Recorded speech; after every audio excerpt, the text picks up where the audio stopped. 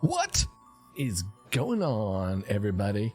We are back and better than ever, and we are live in D&D. What is going on? We are ready to go. We got Zero State live with us, and we're going to be good to go. So I'm going to bring the guys on, say hello to everybody, and we are live. What is up, everybody? How we doing? Hey. No. We ready to do this? Yes. I'm not. All right.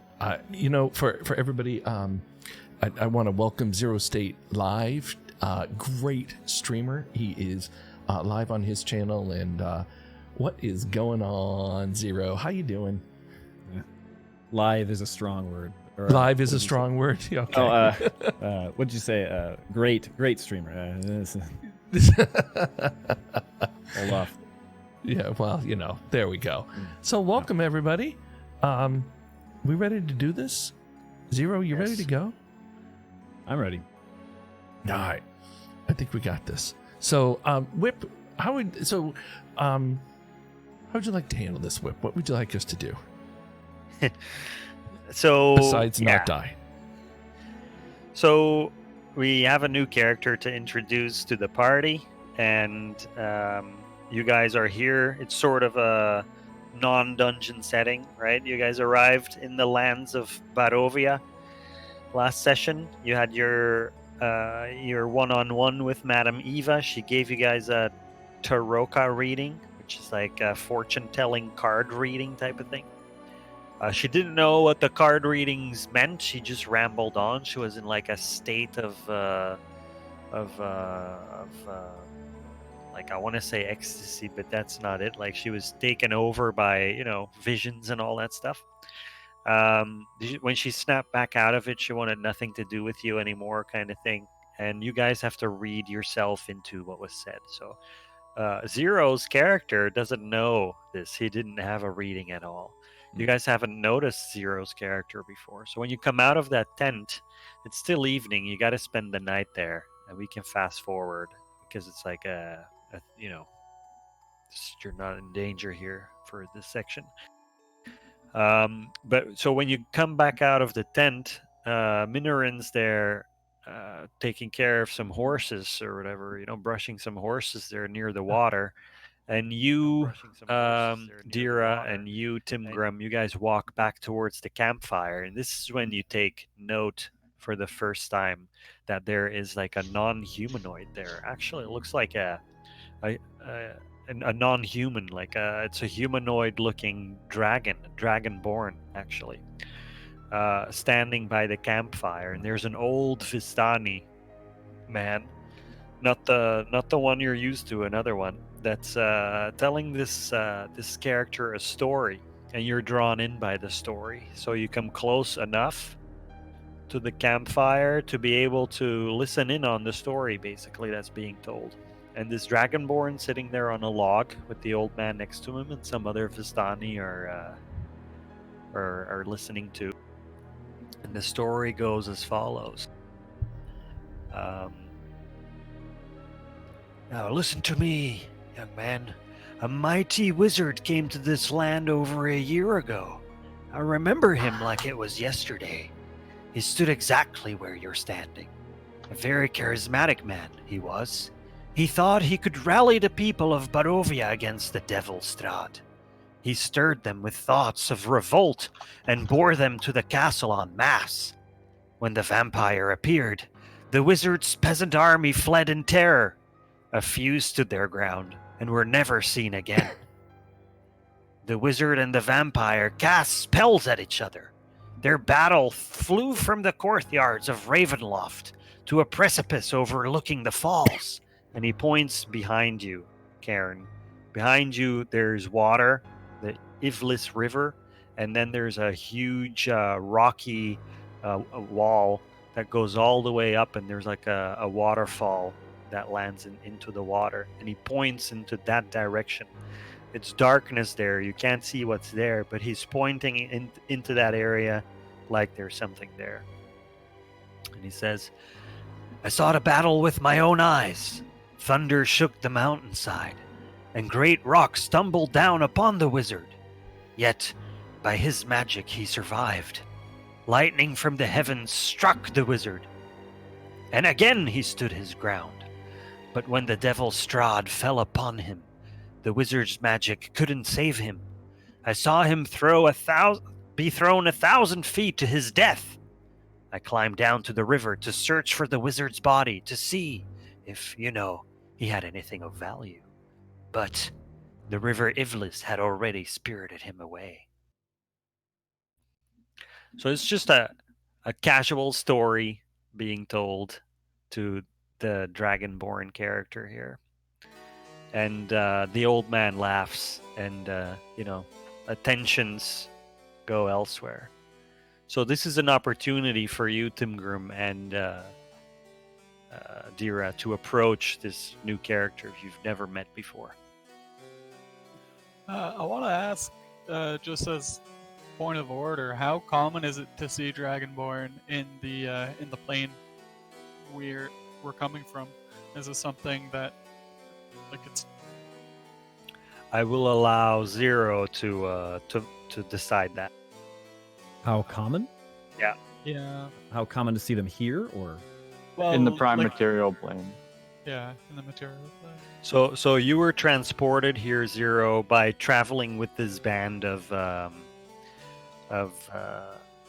gypsies. They are Vistana. They're called. They're a roaming band of travelers that don't have a home, and you got pulled into this land by them. You were transported here from somewhere else entirely. You've come to realize this, maybe it was tonight, maybe it was a few nights ago, but as you've encamped here, you're starting to realize that this is a place you've never been before and that you're very far away from home. You don't know, you have questions about that you don't know how to answer. Maybe other people do. So it's definitely, you woke up and here you are type of thing. Right.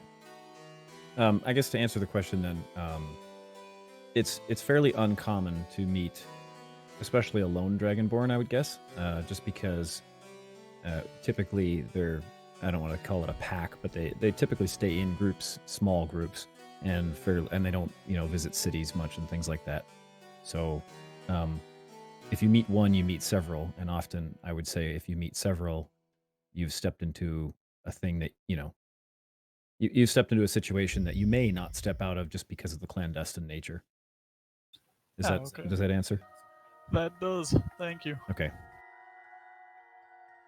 So after the storyteller finishes his bit, I turn to the new face and greet him.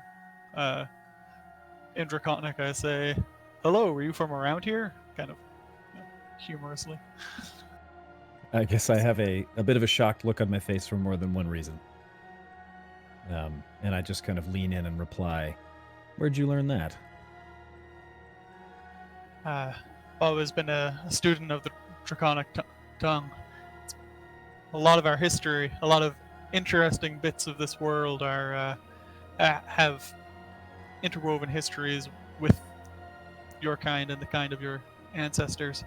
So it's always been a point of interest of mine. Well, feel free to learn. And Thank you.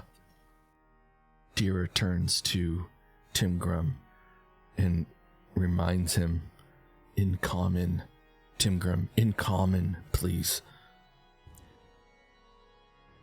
Sorry, dear. I don't like to pass up an opportunity to practice my Draconic. I turn to our new friend and say, "Do you understand the common tongue as well?" I'll clear my throat. Just barely. And for the sake of imagination, you guys should probably describe to Zero what you guys look like and vice versa. Yeah, for me, Zero, you're looking at, depending on what you see, a human or an elf,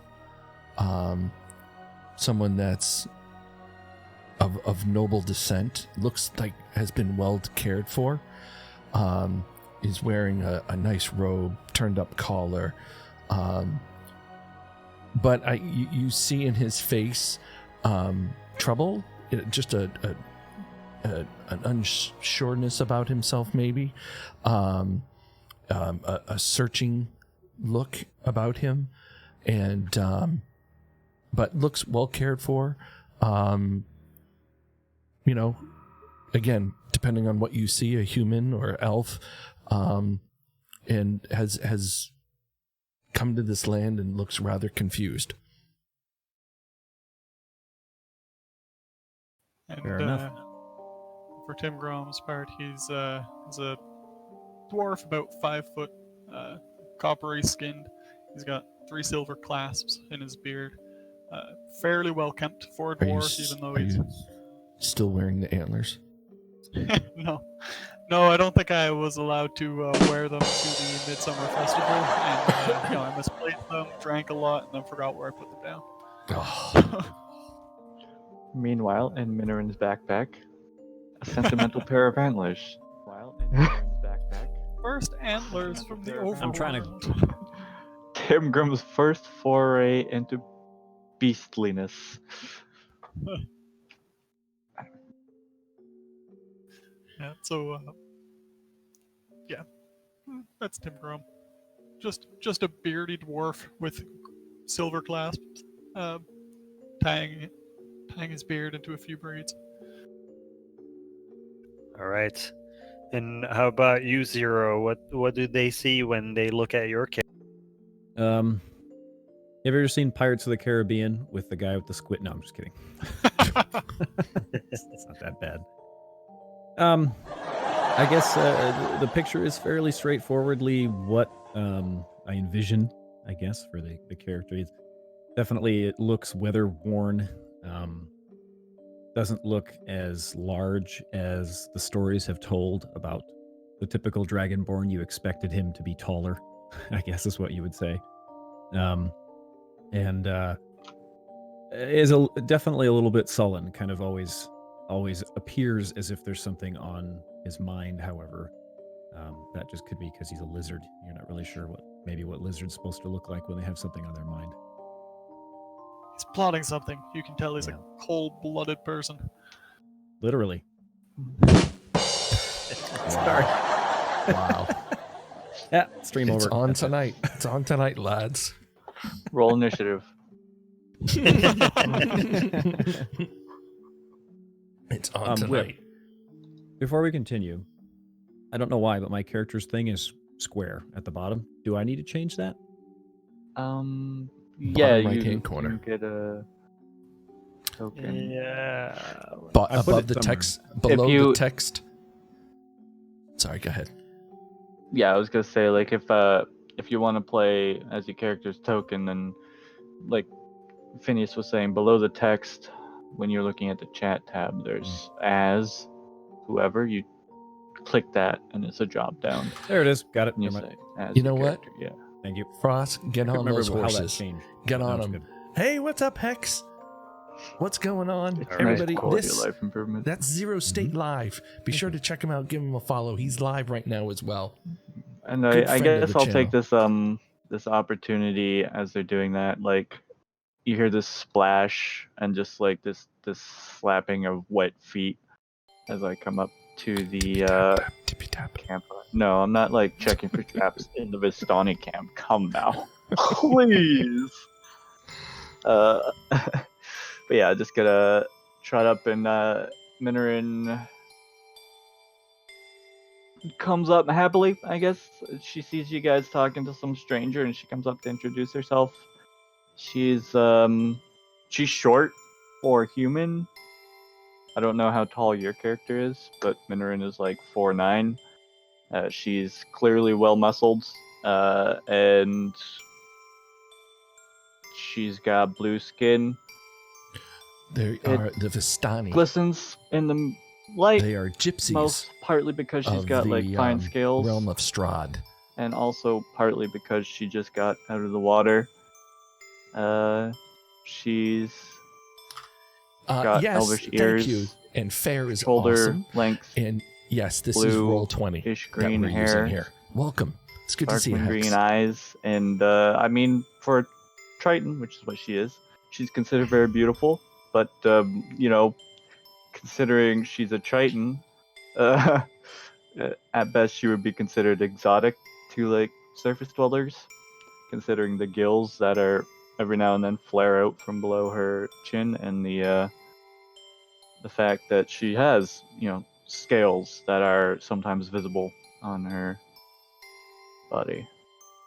Fair enough. She's just gonna come up and say happily, like, "Did we make a new friend?" I guess I will kind of walk over and kind of look her up and down and just say, well, hello, little fellow scale bearer.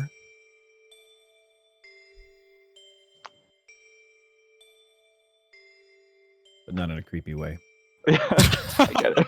Just like, okay, Creeper. And I lick the air like a lizard. With I my need an tongue. adult. No, and yeah, all right. I'm gonna put my hand out for a handshake and be like, "Hello, I never caught your name. I'm Minorin." Hux. Bath. Hex, I'm a player. Cairn. So over here, Nice to way meet you. over to that side, you'll see all of the player Pleasure cards. to meet you, Cairn. I What am brings you to these playing parts? in Shandira. I Whiplash assume the is same our thing that brought GM. you. The Vistani? I would guess. I guess I'll look around at the Vistani, like, for some sort of confirmation. What is... My name is Inshandira. You can call me Dira. What's your name? Where do you come from? How did you get here? That's one at He a answered time. 2 of those 3 questions already. His name is Cairn. The Vistani brought him. I guess I'll look at. Is it Dira? Dira. And I'll just say we'll get along just fine as long as you ask a few less questions.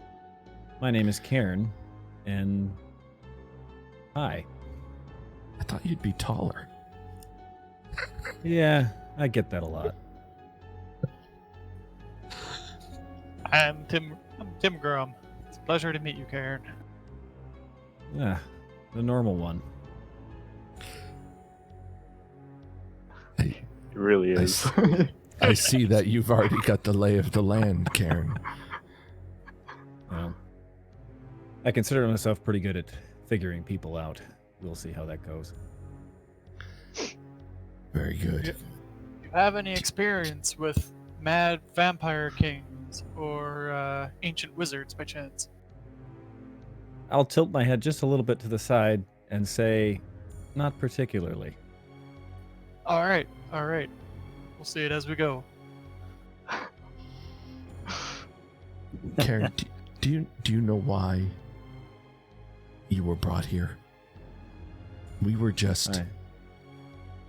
in the town of Oakhurst and were approached by Strahd, and all of a sudden we rode with them. The seasons changed, the forest has changed, and we find ourselves here in this camp and have just been told quite a tale by Madame Eva.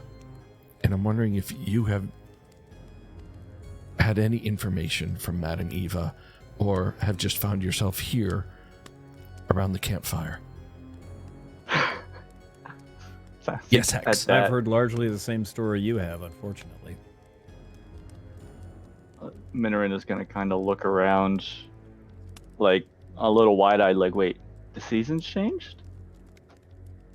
Is the forest different? She's going to, like, look confused at everything. Minorin, I don't know how to break this to you, but it looks like the ground got changed from underneath us. Again, in your case, we're no longer in the same plane that we were with Oakhurst and, I suppose, your own kingdom. Oh, yeah. It's a different area entirely. Again? Oh, I gotta stop getting this to happen to me. Yeah, it's pretty cool, right, Hex? Getting this to happen. Letting this happen to me. We're just getting introduced to a new character. Zero State Live is joining us. All right. His character, Karen. So you Karen. guys get to know each other over the next few hours, and you guys get a sense that you can trust this Karen character, and Karen, you also get a sense that you can trust these individuals. You guys settle on the idea that you were brought to this land, Barovia, for a purpose, to do something about the plight of the people that live here. For sure, you understand that you cannot leave this domain until you find a way to lift the curse of Strahd, basically. Strahd being the devil Strahd, he who is a tyrant over these lands, who lives in the castle of Ravenloft.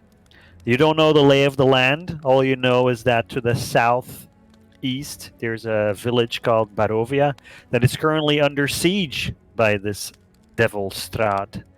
You also know that to the north, there is a town of Valaki, and to the northwest, there is the town of Kresk. There's also another town that is rumored to have existed one time, but nobody knows the location, or no one you've spoken to so far, at least. And as you guys are discussing the path forward for the morning to come, you guys settled, based on last time's session, that you would venture to the southeast and visit the village of Barovia to find out why Strahd is laying siege to it. And also possibly to help evacuate it. Indeed. I mean, one of the things you learned was that Strahd is a tyrant and terrorizes these lands, but sometimes he doesn't show up for weeks on end. Sometimes he has an evening where he goes out and he children disappear, or people are drained of blood and all that stuff, and sometimes he goes completely ham on an area and completely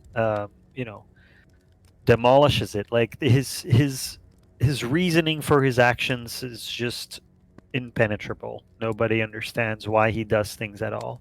So there was a period of quiet, and now there is a period of activity in Barovia, which is why you guys felt this was the first spot you should check out.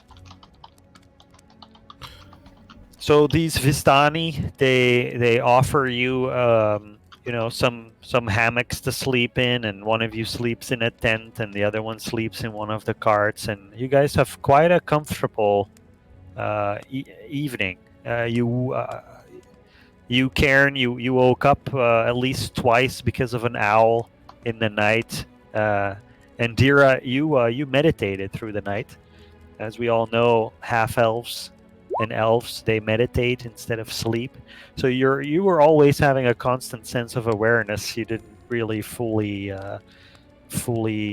lost consciousness there, but you have a different sense of the usual darkness that you feel when you meditate. The feeling that you had once before when you meditated in the Sunless Citadel.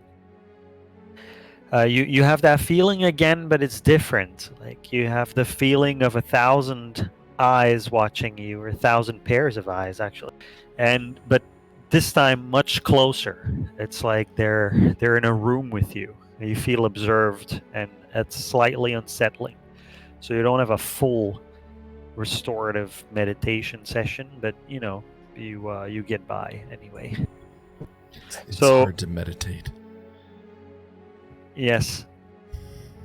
So when dawn comes, you guys notice that there's no sun here, really.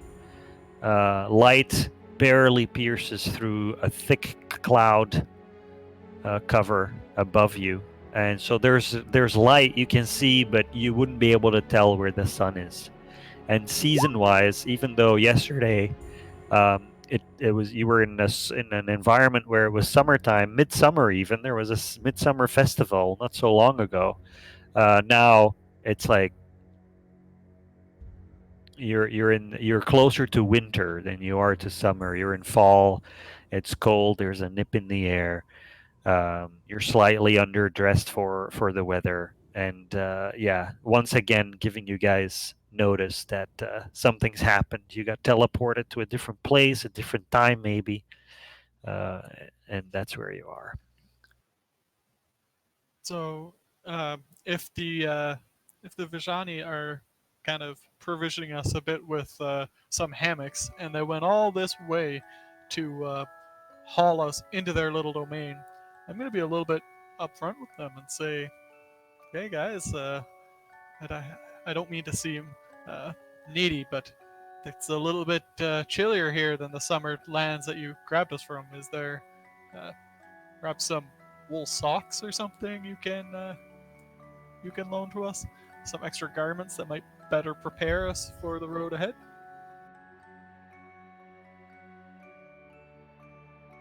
They're not very forthcoming when it comes to sharing. Trading maybe, but yeah, Those they guys. they travel with what they need and nothing more, nothing less.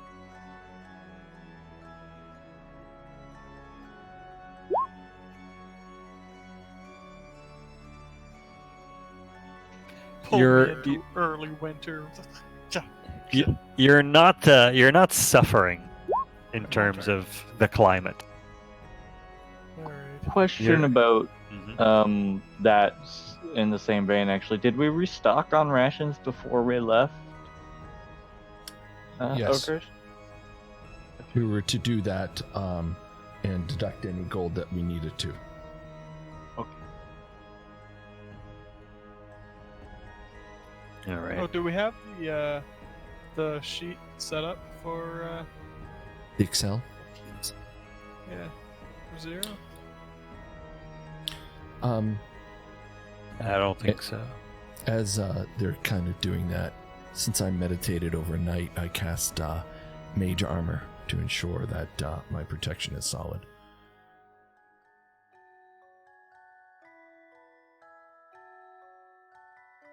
Okay. Deer's gets up after this unsettling evening and turns up his collar to this little bit different weather and looks around at the party to see if they're all up and awake, and moves to Timgrim and says, "Timgrim, we need to begin our journey.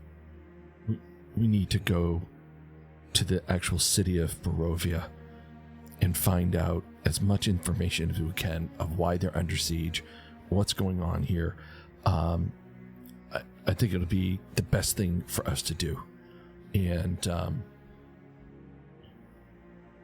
waits to see what Timgrim is going to say. He turns to Minorum and tells her that I think we can really find out what we need to find out at the city of Barovia. And Karen, I think we can do the best work down there, so we should get ready to leave this place and make haste.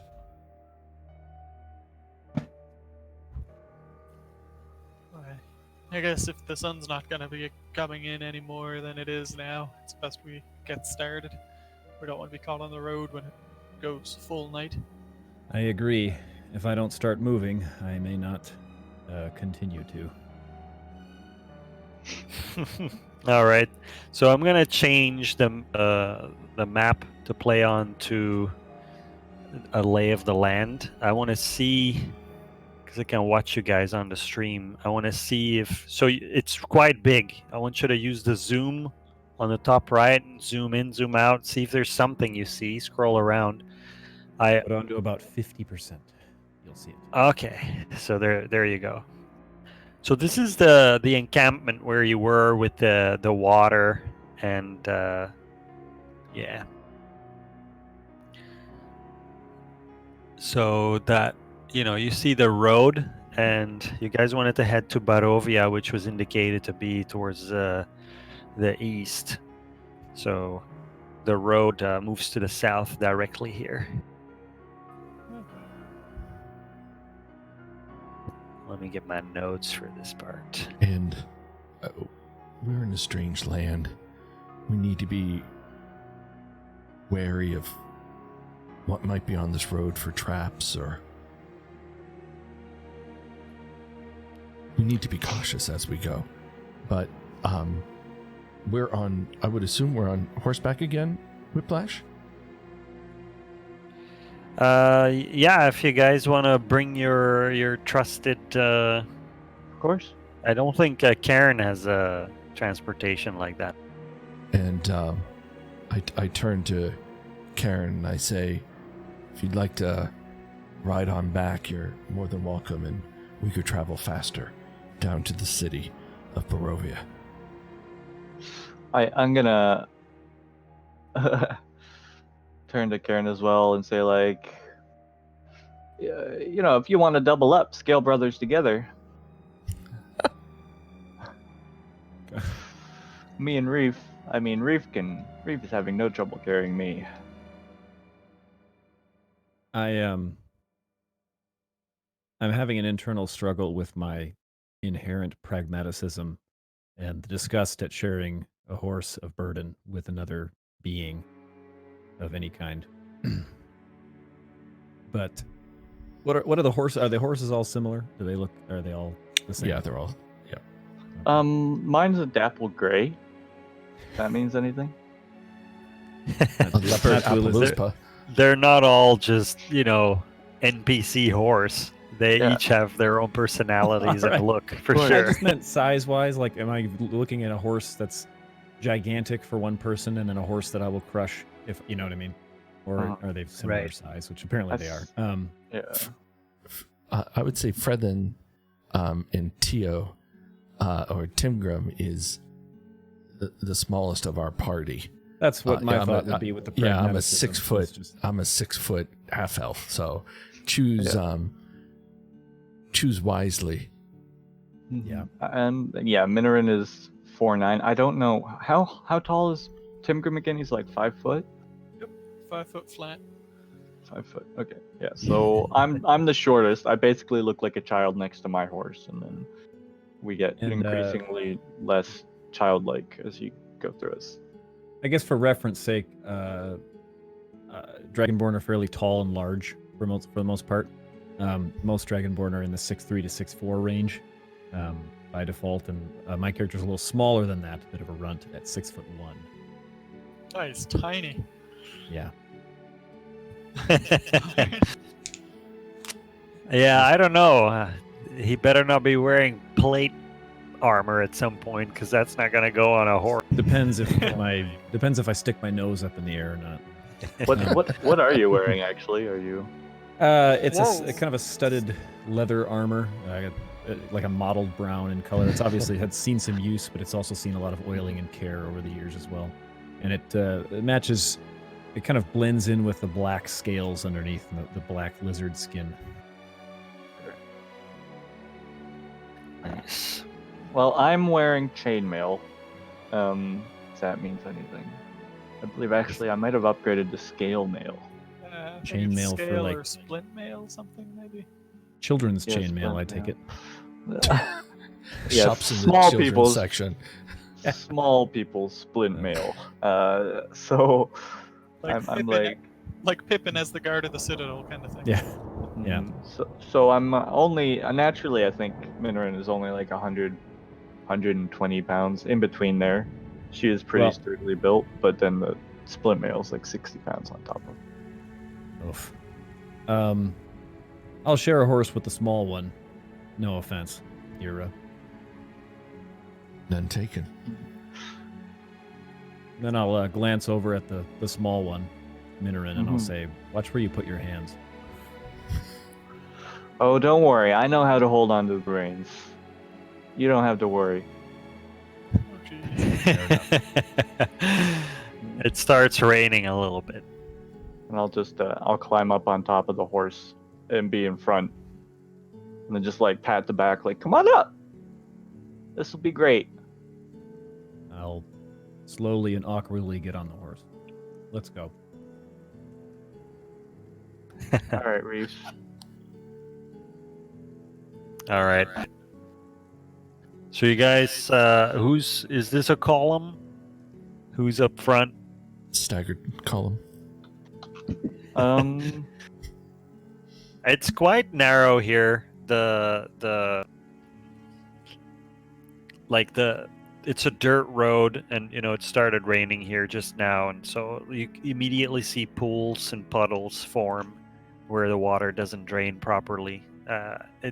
You guys would intuit that a trail would be best here, like a single file type of situation.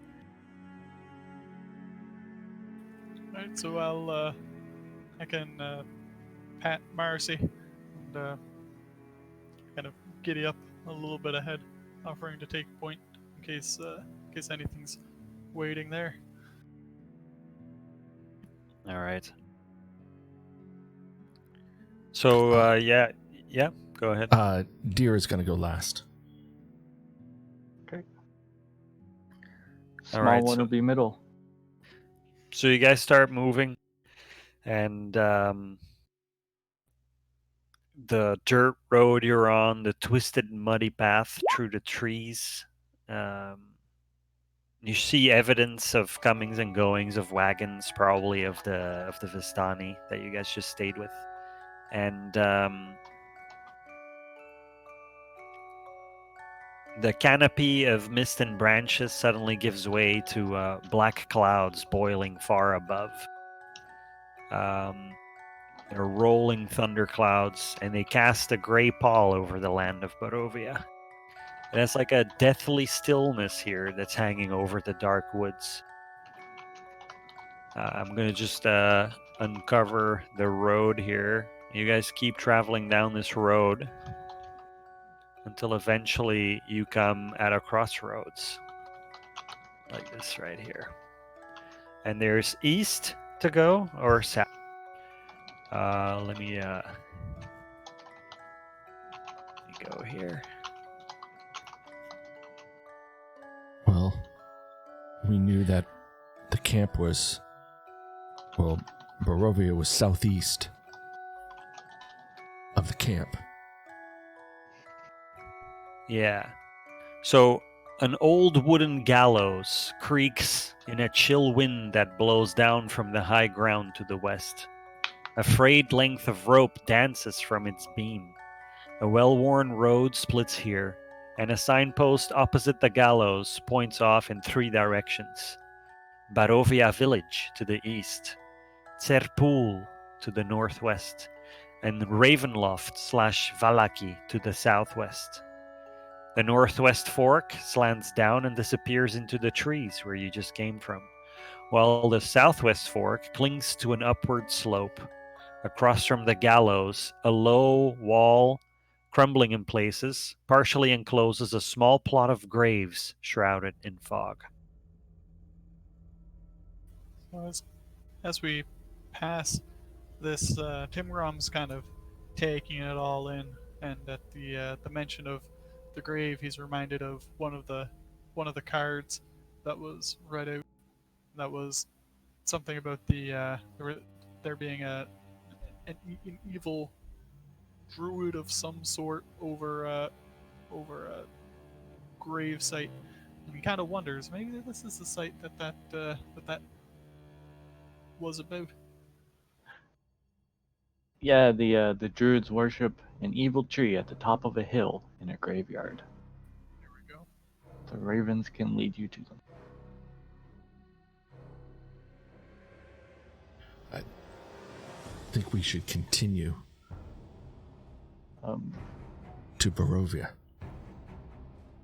Yep. As we near the graveyard, Minorin is gonna grow quiet. Sorry, and stop telling stories basically, and then just like do a little prayer to Prasanna.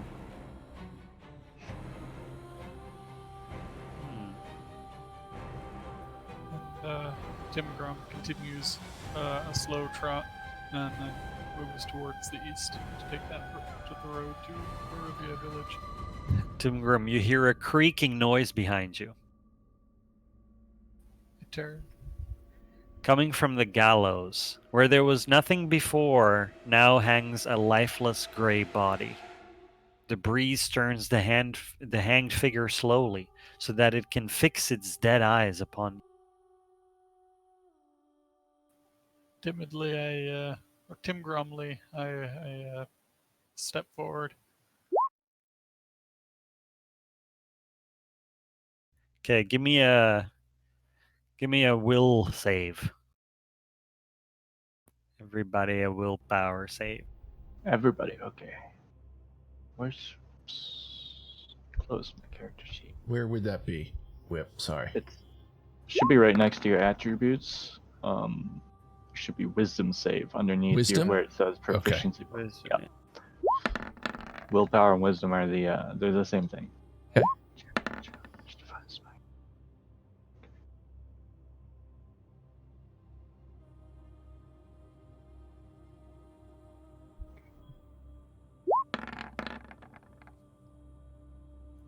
Okay. Dira, the character that Oops, sorry. you two take a look around, because you see Timgrim turn, and then suddenly you see in his eyes that there's something there. So you turn also, and you too see a hanged figure hanging from the gallows where before there was nothing there. And as you guys approach it and squint your eyes and look at it, the character looks like Timgrim.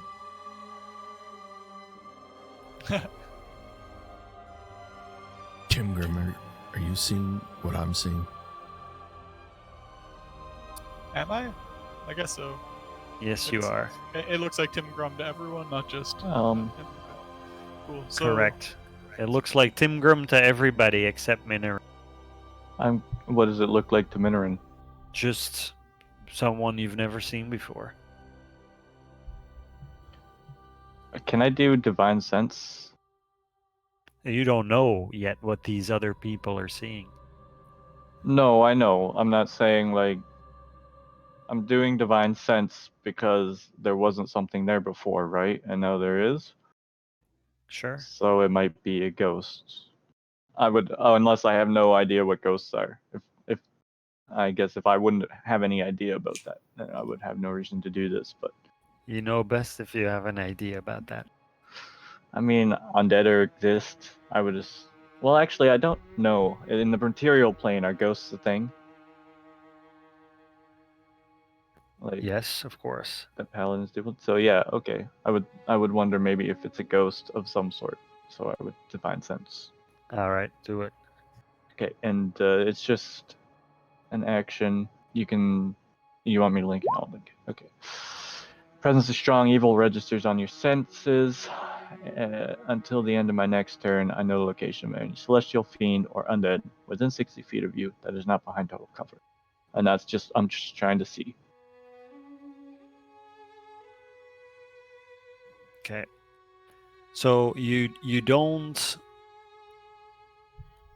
sense the location of anything in the sense of divine sense, but you do sense evil in the place itself, in the gallows, and this what you smell is the smell of rot, like a corpse that's been hanging there for a week.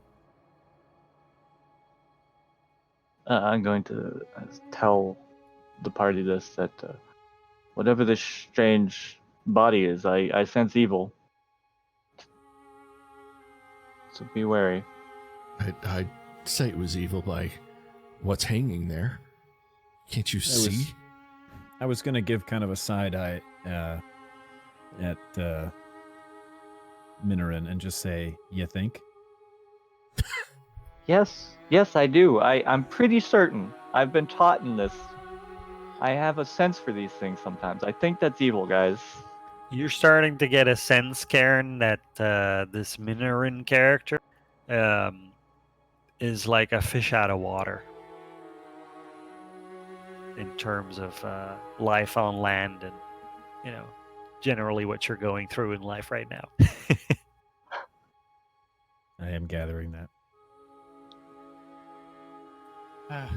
It's unnerving, for sure, to see myself hanging at the end of a gallows.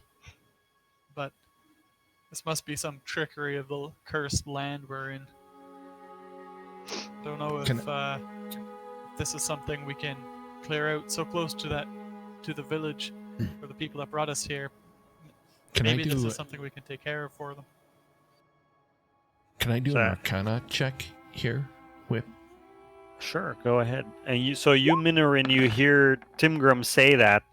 It's so, to Yeah. talk about seeing himself hang here, but you don't. Yeah, I'm a little confused. I'm like, You assume it's like a Okay. metaphor or something, I guess? Like, Yeah, look, just another it's a strange adventure. surface saying. Like, oh, okay. Gotta write that down. I'll use that later. Imagine me hanging out at a crossroads like this. Oh.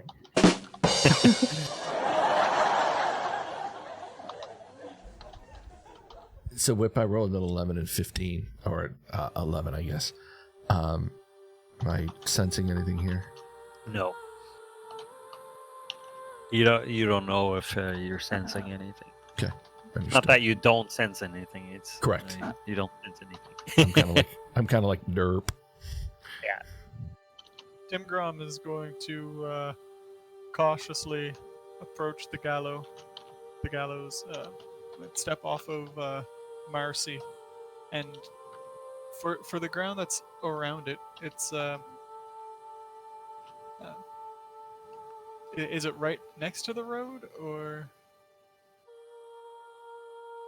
high ground to the west? Okay, so I'm going to suggest to the others, like, maybe we can just take down this gallows itself. This is a It's cursed like thing. here.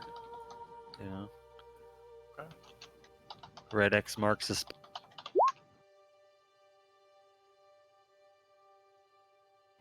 If we're here to save this place from the curse that's befallen it, maybe it behooves us to remove any curse as we go. This is Yeah, and- something pretty close to the villagers that we camped with last night. Maybe this is something we can take care of. So I cast Mage Hand. And Aha. before us is my magical hand, and I send it forth to just take a hold of the hangman's noose, and I just hold it, and I don't do anything with it because I'm looking at my party members and look for reassurance of what we're doing here. And I turn to Karen and I say, Karen, what do you think here? What is this that we're looking at? Should this thing come down?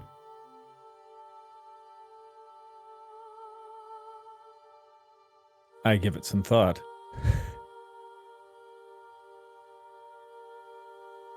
The only way it can come is down. If the dead are restless here, then we need to put their spirits at ease. I volunteer myself to perform the rites for them. I am versed in such rituals. I'm just gonna lean into Dira and go, just don't drop it, okay? I'll do my best. But this mage hand cannot carry this weight. It certainly could manipulate this rope, but at a max of 10 pounds, I won't be. You can swing it around a little I bit. can swing it around, or try and manipulate the noose to drop it, or undo the knot up above. So, I guess while he's talking about the ways he can do it, I'm just going to approach the gallows with Timgrim and go up, like, get my spear ready. I'm just gonna cut the rope. So you cut the rope, and the corpse falls to the ground, its face into the dirt. And I use my mage hand to turn it over to look at it. Yeah, and as you do so, your mage hand touches some of the skin. The corpse looks and smells real, but as soon as you touched it, it rapidly melts away into nothing, and all that's left is a wet pool of dirt on the. Telling you this place has 1,000 eyes. How does it already know that we're here? How does it already know to put Timgrim here? I don't like this place. Tim Grome's just kind of staring silently, processing. He's also concerned by these things, but just watched himself hung from a gallows and drop onto his face, so he's taking a moment. He's gonna need some therapy. Finally, he turns to Minoran. It says, "You mentioned a ritual. Is there some way I can help with this to put the spirits here at rest?" Sorry, say that once more. Sorry. You said there was a ritual you could perform. Is there some way I can help you put these spirits to rest? I'm not sure that you can help in this. I do have a ritual that I can do.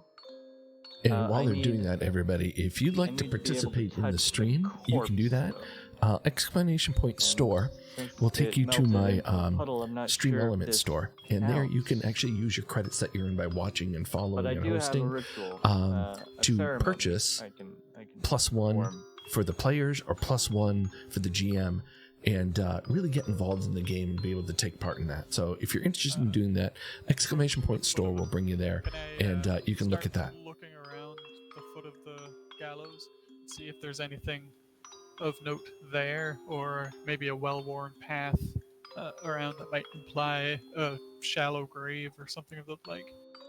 I think I may join you in that endeavor to see if there's anything of note that just seems. I mean, gallows are kind of creepy anyway, but if there's anything specifically odd about this gallows.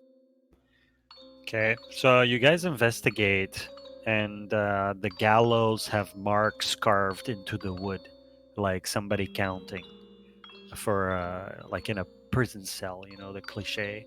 And there must be a count of a couple of hundred here, scratched into the wood. But other than that, there's nothing really noteworthy about the wood, other than it's got little holes where some critters ate away at the wood. Other than that, in this area, all you see is the 12 gravestones. Should we investigate the gravestones, ladies and gentlemen? Yeah. I don't see why not. So you guys Absolutely. approach the gravestones, and you see that all the stones themselves are blank with age.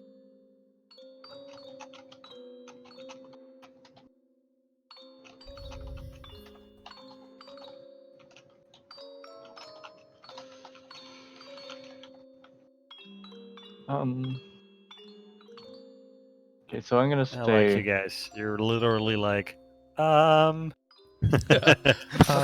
I don't like this. Just Mhm. as a general tip, it doesn't mean because I, as a DM, describe something that you gotta take the bait, right? If you feel like there's nothing here that interests you, feel free to move on. It's nothing personal. Just putting that out there. Okay. So it's not like this is a puzzle you gotta figure out. Got it. Stuff just happens. A bird flies over you. It doesn't mean that. Oh my God, what does it mean? Sometimes a cigar is just a cigar. Yeah. Exactly. I will, I guess, seeing the unmarked gravestones and the fact that there was that ghost in the goop, and as someone mentioned undead, or rather ghosts and curses, so I say that I can spend an hour to attempt to give some form of peace to the spirits in the area for a while. It's not permanent. I'm not as skilled as my elders, but if we're willing to spend an hour of daylight here at these gravestones, then I can perform a rite for them.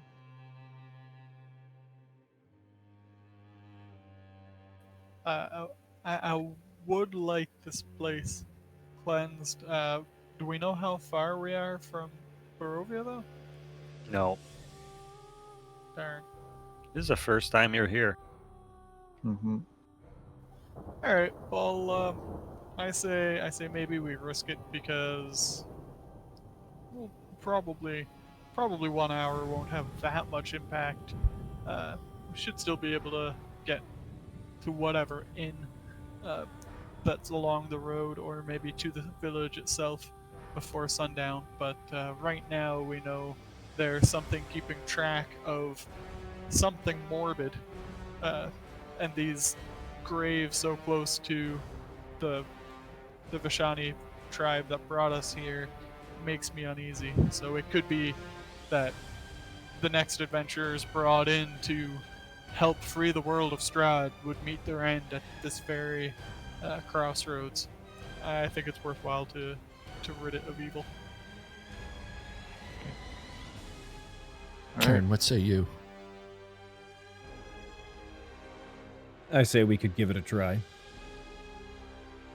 Deer is unsettled by this. He's thinking how he would just like to get to the city. And he's thinking to himself, he feels really exposed. He is still unsettled from his meditation that he had, or lack thereof. And just the feeling that he's being watched this entire time by 1,000 pair of eyes. But he outwardly turns to his group and says, okay, if you guys want to stay here, I'll stay here the hour. But he's clearly concerned about this. I guess I could chime in and just say, I know a thing or two about your ancestors being kind of jerks. Dragons, that is. Yeah. So maybe we should take care of this, if we can. Understood. And Deer turns towards Minrum to see what's going to happen. Mm-hmm. I'm just gonna look at Deritu and say, Sorry. He turns to Cairn and just gives him a knowing look about the ancestors comment, and then turns back to Minrum. I'm just gonna give you this reassuring, pat on the shoulder,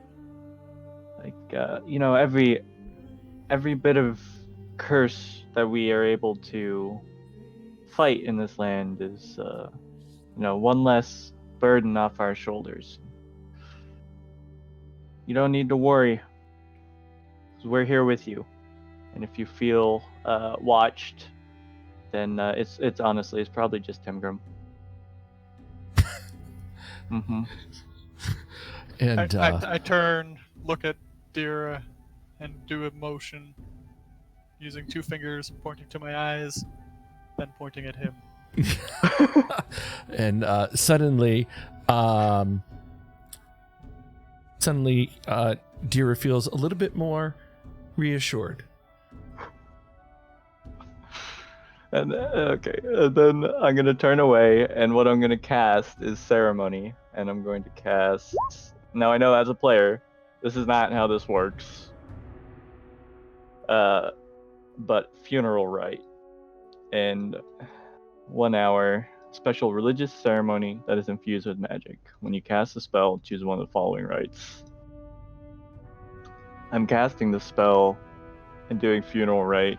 For the next 7 days, the target can't become undead by any means, short of a wish spell.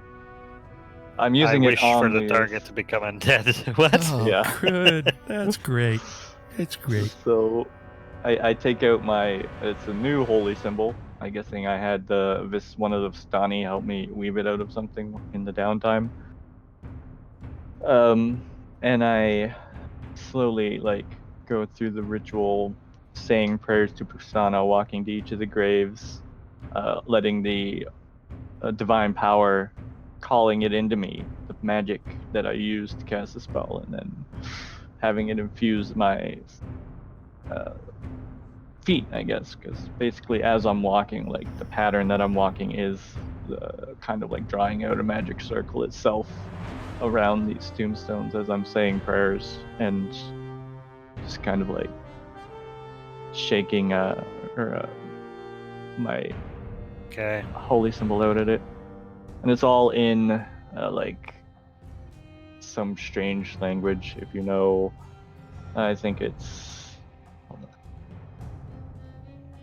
If you know Celestial, it's the language of my clerics. So I'm saying the prayers in Celestial, and they're basically just like, God be with you. Rest your souls in peace. Any sorrow you knew, let it run away from you. And I don't think anybody else speaks Celestial here, so you guys just hear her mutter some kind of gibberish and doing all sorts of rites. Gods and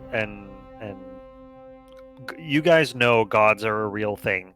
Like it's not there's no question about it. In the world of D&D, there's a pantheon of gods and they fight with one another, and you guys are at the whim of the gods, and some people take that more seriously than others, such as paladins and clerics. Some people are religious, other people aren't.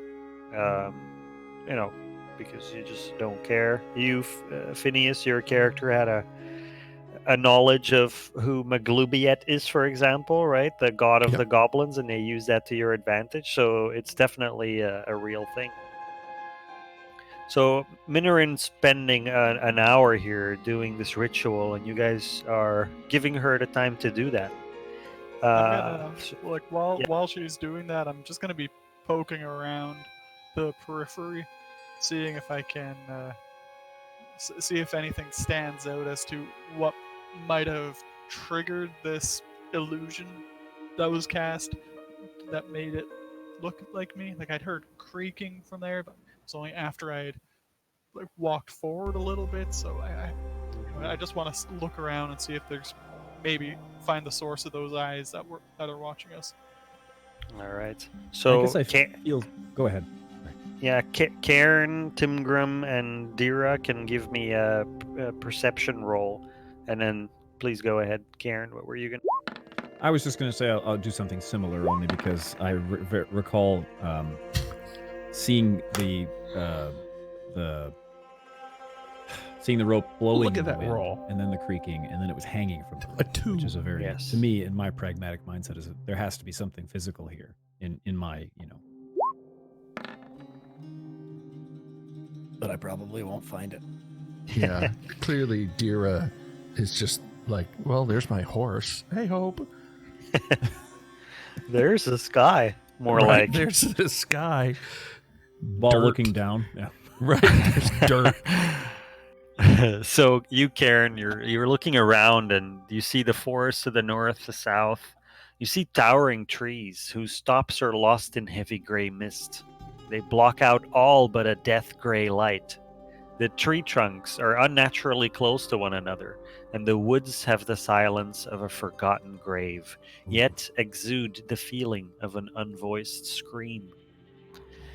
You, Timgrim, you perceive the same thing, but then you catch the scent of death on the air in the woods to the north.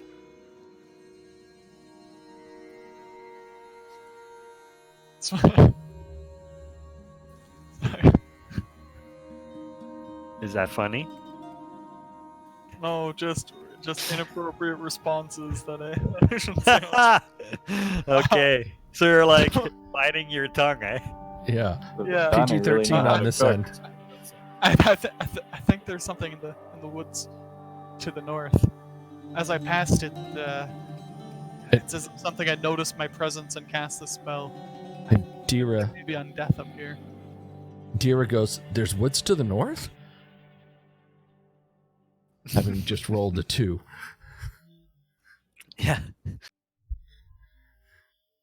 Yep. I don't know if we want to keep our eyes peeled for activity from there.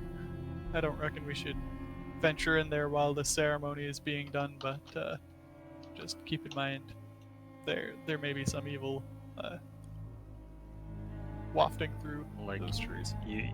you sense it in this area, you know, something like that.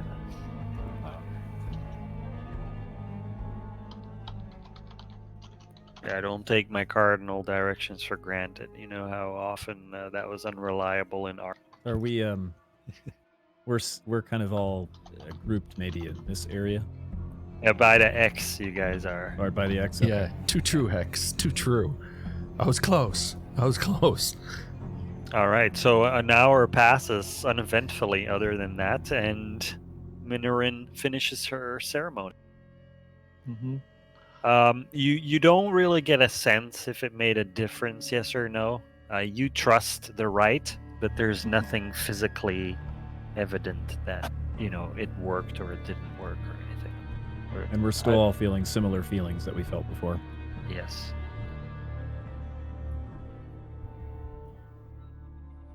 All right. I suppose we should carry on before the evening comes. Can we just head to the city? Deer is well unsettled at this point. You see Dira fidgeting, looking slightly paranoid at the trees around him, looking them up. Just gonna lean over to Karen and like whisper at him like, maybe you should ride with him. He looks like he might, need some companionship. That's agreeable. I do worry that he'll hold me too tight. If you sit behind him, then he'll find it very difficult to do that. Deer is thinking to himself he misses when Minorin would come over and just pat his shoulder and say that's okay. He's thinking to himself he misses that. And thinking, boy, that would, for once, that would actually be welcomed, but none comes. I'm looking at the long-term plan here. Okay. The whole ride, you'll have someone to hold you. Oh, very good. Boots and saddles. So I guess we remount and we'll continue to head on. But I let the others know where it was. I sensed the evil presence and where it was that I had passed when that spell had been cast. So be very much on guard and keep your eyes peeled for the woods as we go through this little section. Spell is being cast? I said you catch the scent of death on the air, right? Yeah, sorry. But I mean, I think Tim Grom would know a little bit about the illusion type magic when he sees it, when he saw it behave like that. So he's just assuming here that he walked, suddenly a visage of himself I'd pretty much appeared walk around Hex by cross-eyed. a hanging tree, Yeah. and then he detected an evil presence from close to where he had been standing. And really when he appreciate you sensed, being here and when taking part in it and that thing had shown being a up part of the stream. on the gallows. So he's yeah. surmising. He's not saying Oh, there's a spell. He's just saying there's something evil there. Whatever Alright.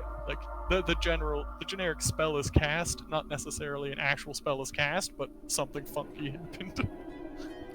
Guys, something funky happened. Something funky this way comes. There's something Something fishy funky. about this place. Alright. So you guys start making your way down the road, and the scent of death on the air becomes stronger. At some point, you're on the road, and you can tell that you would have to go north into the woods to follow it to its source. Is that Yeah, something you want to do? Or Hex, these guys are really, what would really your good. characters? You're all This is perceiving my first this time, at this point. It's, But these guys are super experienced at it. you make yourself crinkle your nose because it's quite disgusting. Towards the evil that's there. Towards the scent of death on the air. While You with your Well, Tim assumptions, Grum- this could be like a fucking leprechaun who who's the epitome of good who just died there. No, it's a leprechaun. Oh, God. It's not a leprechaun, it's a leprechaun. It's literally decaying. Okay. So I'll suggest maybe we carry on to get to Bolivia before the end of the night. Barovia.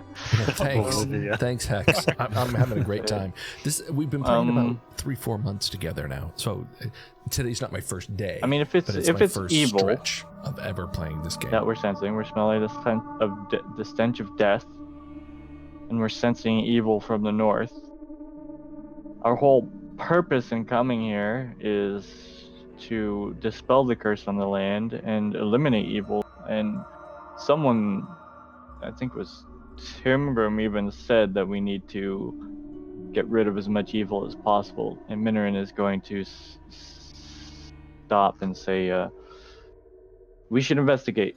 Any evil we leave festering in our wake is one more evil that can come behind us.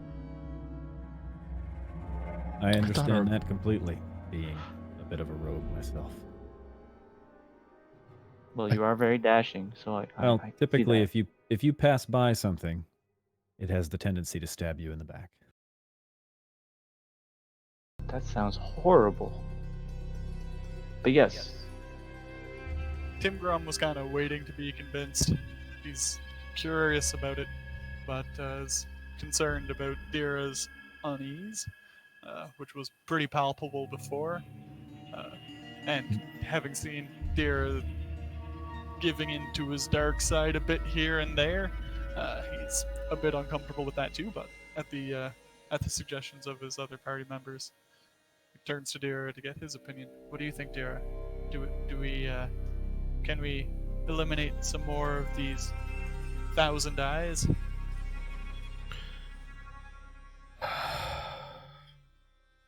And Deer is still mindful that he rolled a 2 for perception. Is looking and asks Tim Grum, is there something here? There's death heavy on the air, and it was from here that while I approached these woods previously,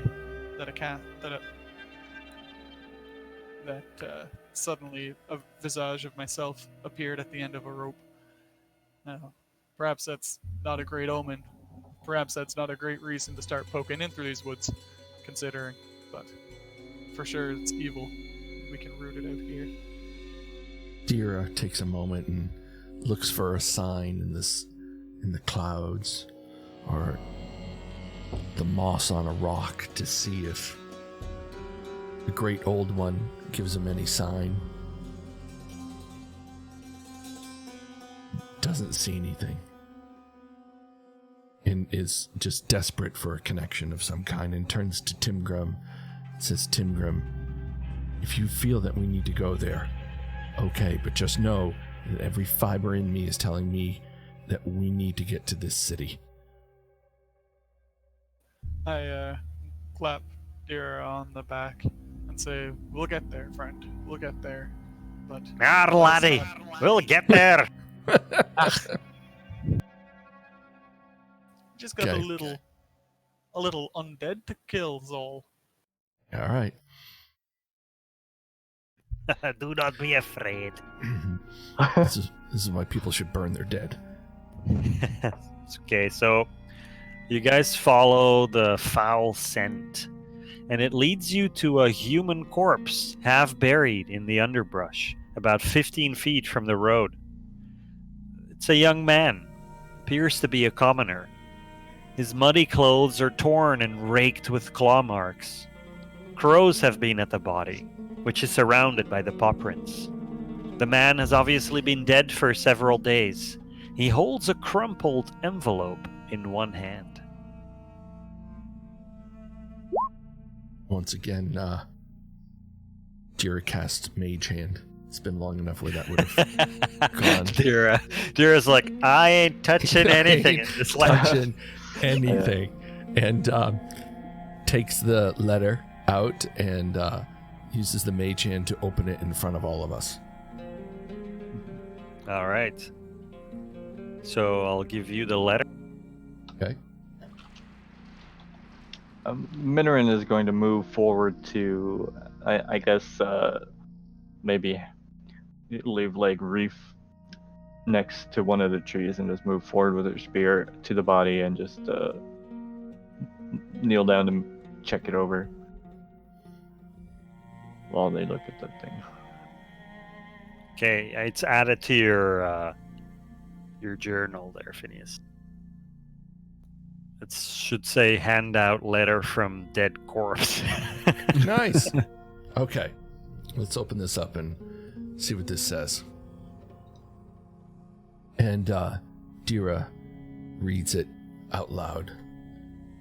It says, The "Hail text thee." is underneath, eh? Yeah, thank God. My old eyes. Hail thee of might and valor. I, the Meisterburger of Barovia, send you honor with despair. And Dira really connects with that. My adopted daughter, the fair Lorena Koiliana, has been these past nights bitten by a vampire. For over 400 years, this creature has drained the lifeblood of my people. Now, my dear Irina languishes and dies from an unholy wound caused by this vile beast. He has become too powerful to conquer. So I say to you, give us up for dead and encircle this land with the symbols of good. Let holy men call upon their power. And he looks at Minoram. That the devil may be contained within the walls of weeping Barovia. Leave our sorrows to our graves and save the world from these evil fate of ours. There's much wealth entrapped in this community. Return for your reward after we are all departed for a better life. Signed, the Burgermaster. Signed, Burger King. This is a Burger King theme park. Oh Lord, I want to go back to I Barovia. hope it's that easy, Hex. The Count is the mascot there. Oh no! Give me Strahd. So Dira looks at Cairn and the others and looks for comment and says, I don't think we can leave. Only the Vistani can leave. I don't think we're allowed to, as much as this letter really unsettles me even further. I don't think we can leave. And Even if we could, after hearing that, how could we? easily, I get on a horse. But I'm intrigued also by the riches that were spoken of.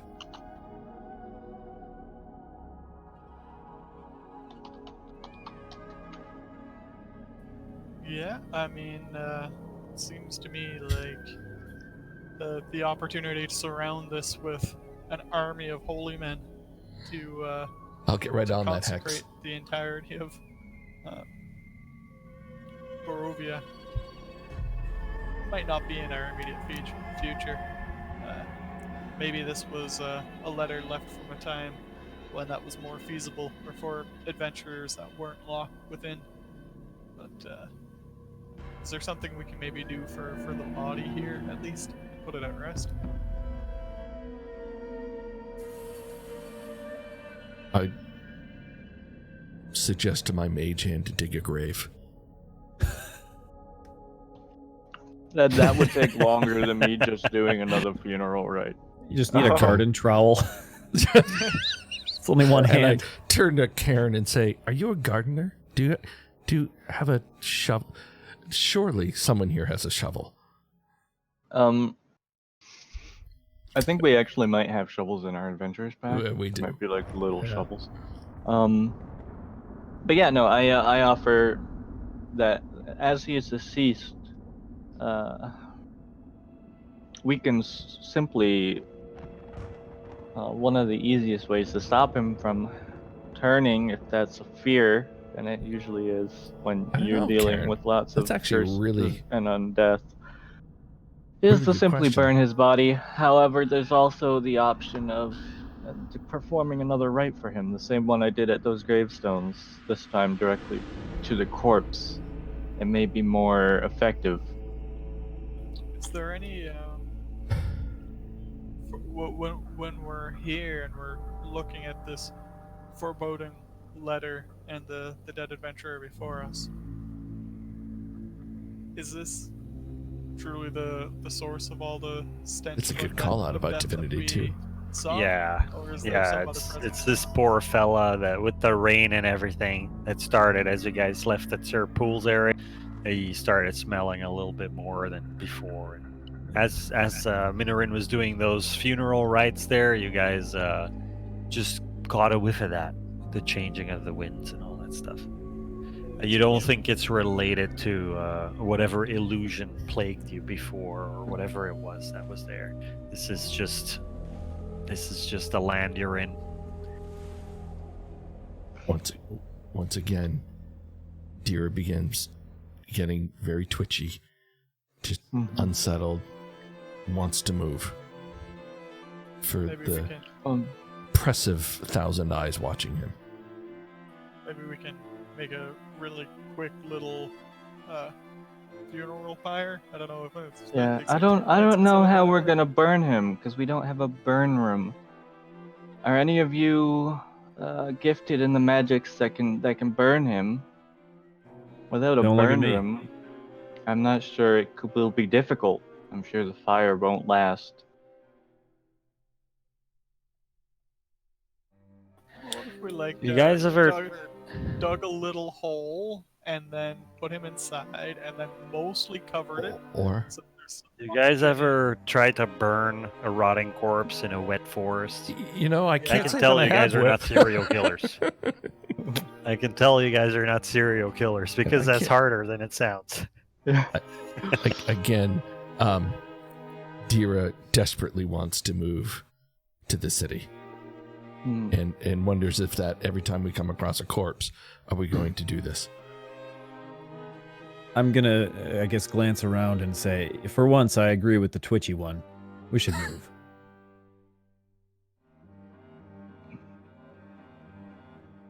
The twitchy one. All right. If you I only should have knew. brought my matchsticks. So you guys move? I'm going to say a prayer over his body, but yeah, move. All right. If they're moving, I don't want to be out here alone. So you guys make it back to the road, onto your horses, and down the road you go. Now this is where the road becomes quite lengthy. There's a little clearing with the river next to you, and you recognize, looking north, that it's the same area that you were at before when you were at the Strahd pools. Just the other side of the water is there, and this is the first time that you see to the north of you sort of a clearing in the fog, and you see more of the land than you can see further than you've ever been able to see up until now. And you see like the hills to the north, and you see a large looming castle here, and then the woods.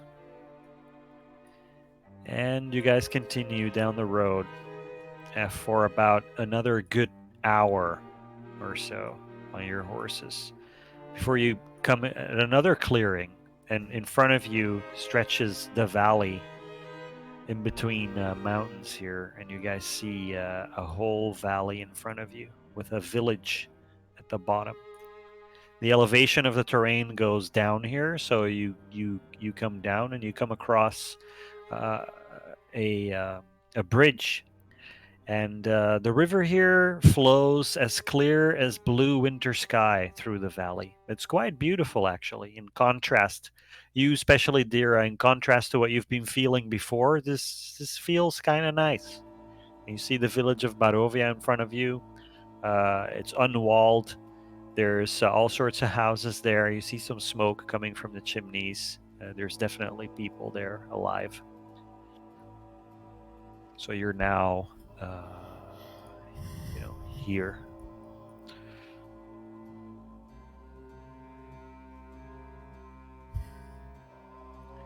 So do we know how much time, like roughly, has passed since we left the village this morning? Yeah. Okay. So you left around, I want to say 8 a.m. and it is, now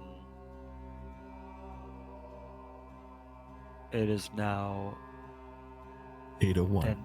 10:30, 11, 8:01. Dun dun dun. Okay, so it's pretty close. It's up. Considered, since we stopped for an hour to do the ritual, but we're still, overlooking Bolivia now, Barovia. One of those. One of those is right. That's it. Okay. So you guys continue because there's really no other option. And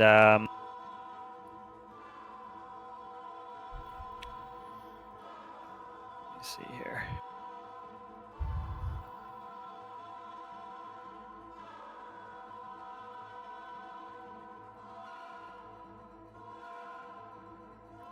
I'll change the map soon.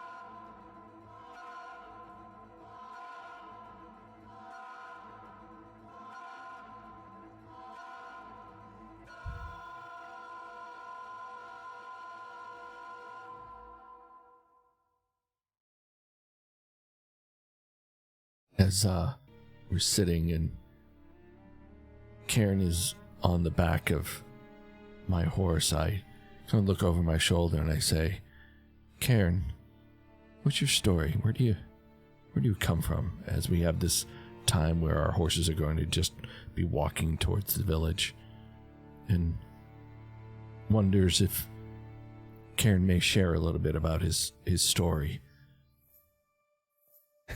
I'm really tempted to just go, I don't want to talk about it. Sorry, it's just funny to me. But no, I guess I would kind of sigh, and I sigh and I just say, I grew up on the border between plains and woods. The breeze was cool and the sun was warm, and I had a family. I don't have a family anymore. Or at the very least, they don't have me. And at the moment, I'm searching, a wanderer, I guess. So, it stands to reason that I would make my way here, somehow or another. And Dira shares a little with Karen and says, I understand. I am from two worlds, but no world. My good-for-nothing father left when he found out my mother was pregnant. And my mother's a powerful woman. She sits on many councils as an elf. But increasingly, as I grew older, the elves I could tell they didn't want me there anymore, so I decided to leave and set out and prove them all wrong and get power to prove them wrong. Dira realized that a moment of the darkness came over him and shakes his head and turns back to the front.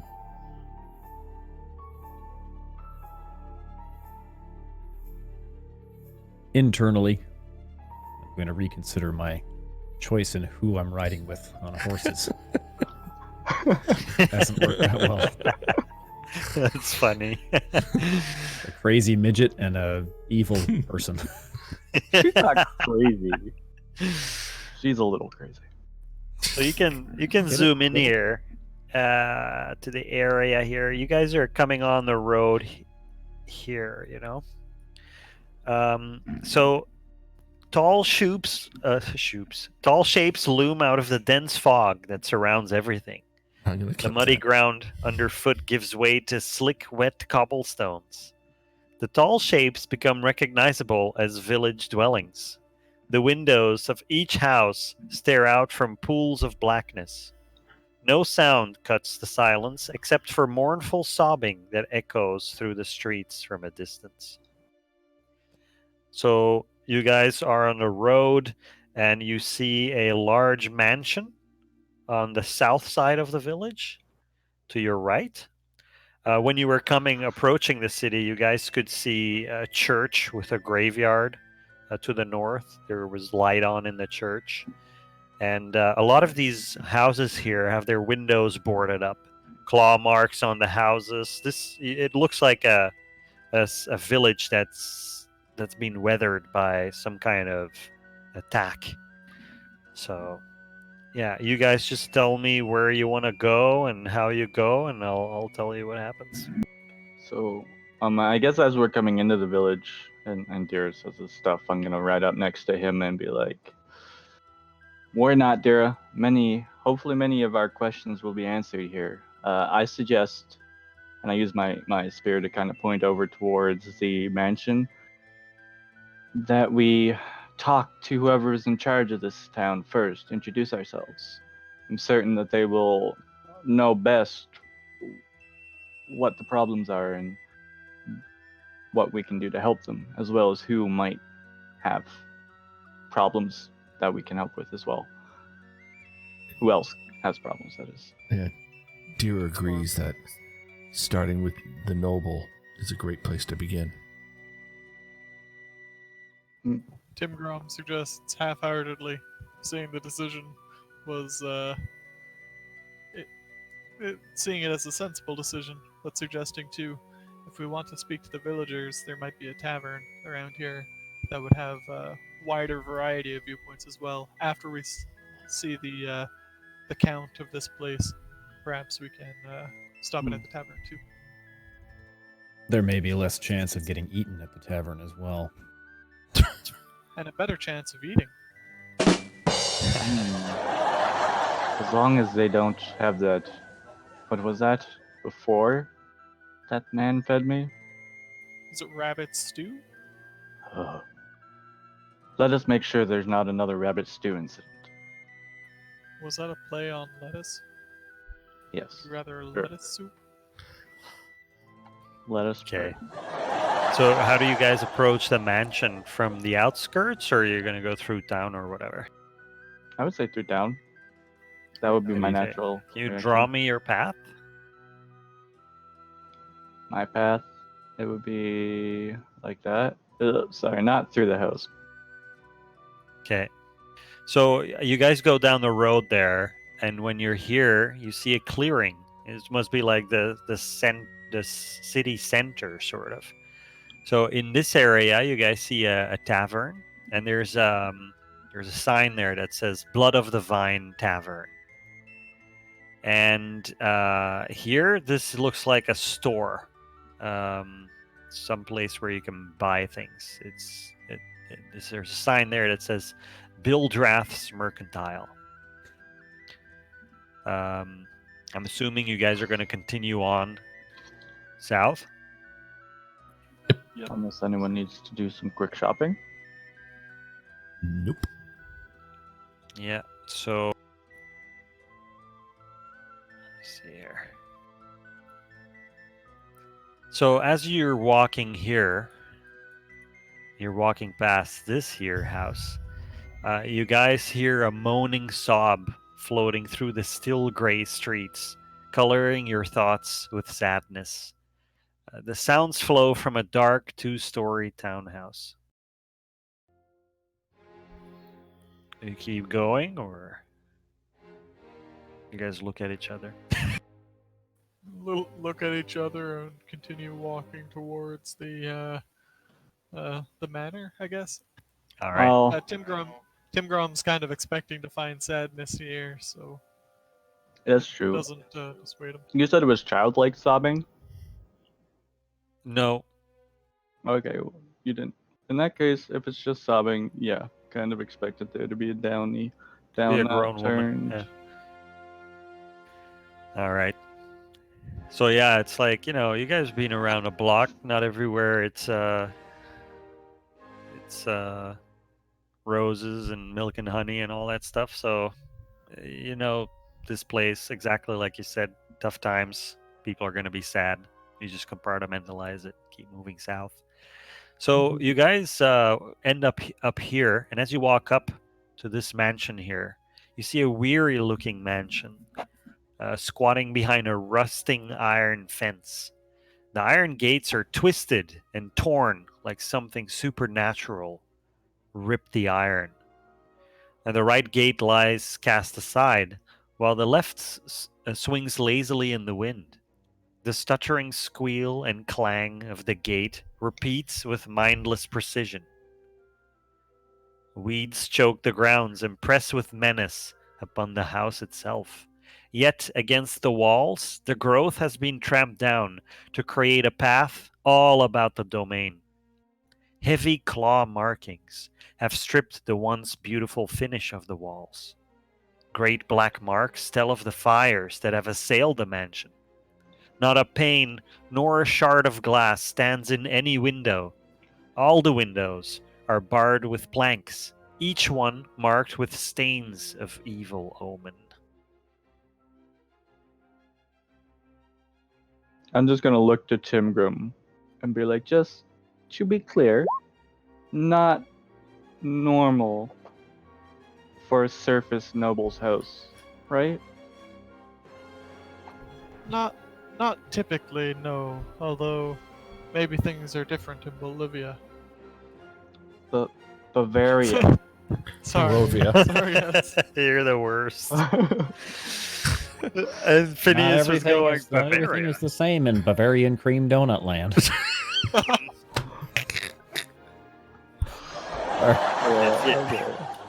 What is I'm this suddenly place? hungry. Scarborough? This is Starbucks. Hungry. It's not very fair. Tim Hortons? Dira, so there, Whip, there's a man standing here. Is that right? Is that what we saw as we walked up here? Nope. It was a weary looking mansion. Oh, mansion, not a weary looking man. A weary looking man squats behind a rusting iron that. fence. I see that that 2 roll for your investigation is still paying. Yeah, dividends. it's still there. It's tough to shake that. What a strange looking man. That is What a are- house. I thought he was shunning us. Man, shun. I don't know. You approach a derelict mansion, and off behind a broken fence is a man taking a dump. Nice. He doesn't So go. tell me, what is you guys' passive perception? 11. Ah. 13. Also 13. 10. Okay, so you, Karen, you notice that I'll tell you. I'm gonna send you a PM on Okay. Discord.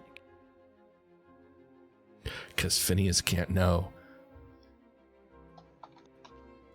Dang 10. Better than a 2. It is better than 2. I'm suddenly feeling enlightened. At that point, you just gotta throw the 2 out and be like, I'd like to take my passive perception. Yeah. I'm gonna look around, but as I think about something else. Yeah. Yeah, absolutely, Hex. Phineas looks around and goes, hey, look, buildings. That's absolutely right. Good question. 0, but yeah. Okay. I guess I should mention this to the group.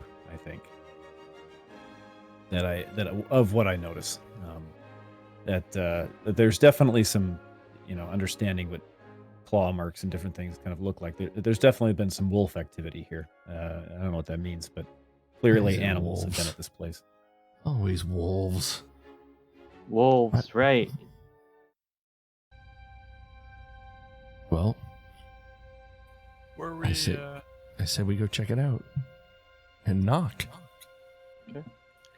We were. Dear, you told- knock on the heavily barred door. and there's silence. And then you hear a voice of a woman, and she goes, "Who is it?"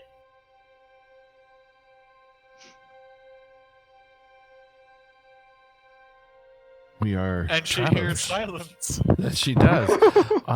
We are travelers. We've come to see if we can help. We're from a faraway land. We've been brought here, and we're looking to understand what's going on here. Can we come in? And it's not safe to say about standing on doorsteps. Can we come in? Go away! Well, sorry guys. That was it for Barovia. See you! We tried. There's a man doing business on your lawn. I guess I will. Can I step forward and maybe I don't know if again I'll have to get used to kind of how you guys do rolling and things like that, but I might try to persuade this person by saying, and I don't know if this needs a roll or not, but Yeah. just by So you can go ahead and role play it out, and then actually roll okay. persuasion on your character sheet. Okay. So I can just kind of lean in the doorway or towards the door a little bit and say, "Ma'am, it's clear that this city is raked with some kind of evil. You've fallen on very hard times.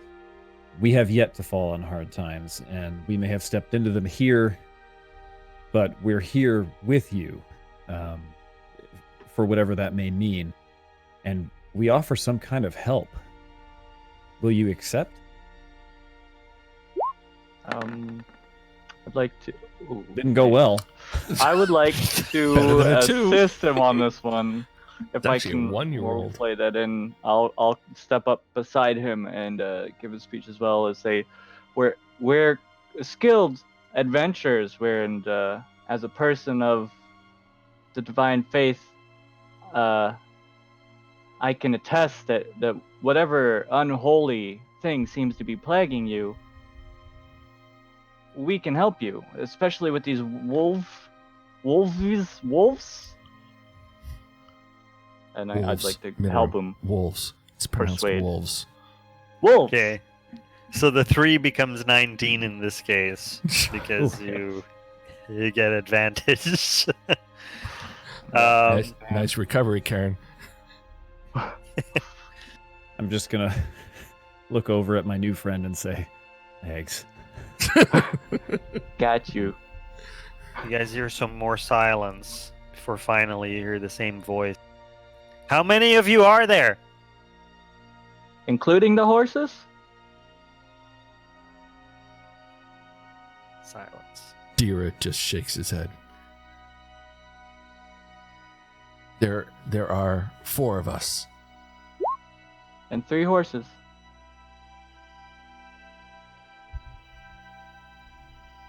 Okay, she says. Step back from the door. Dira readies his mage hand.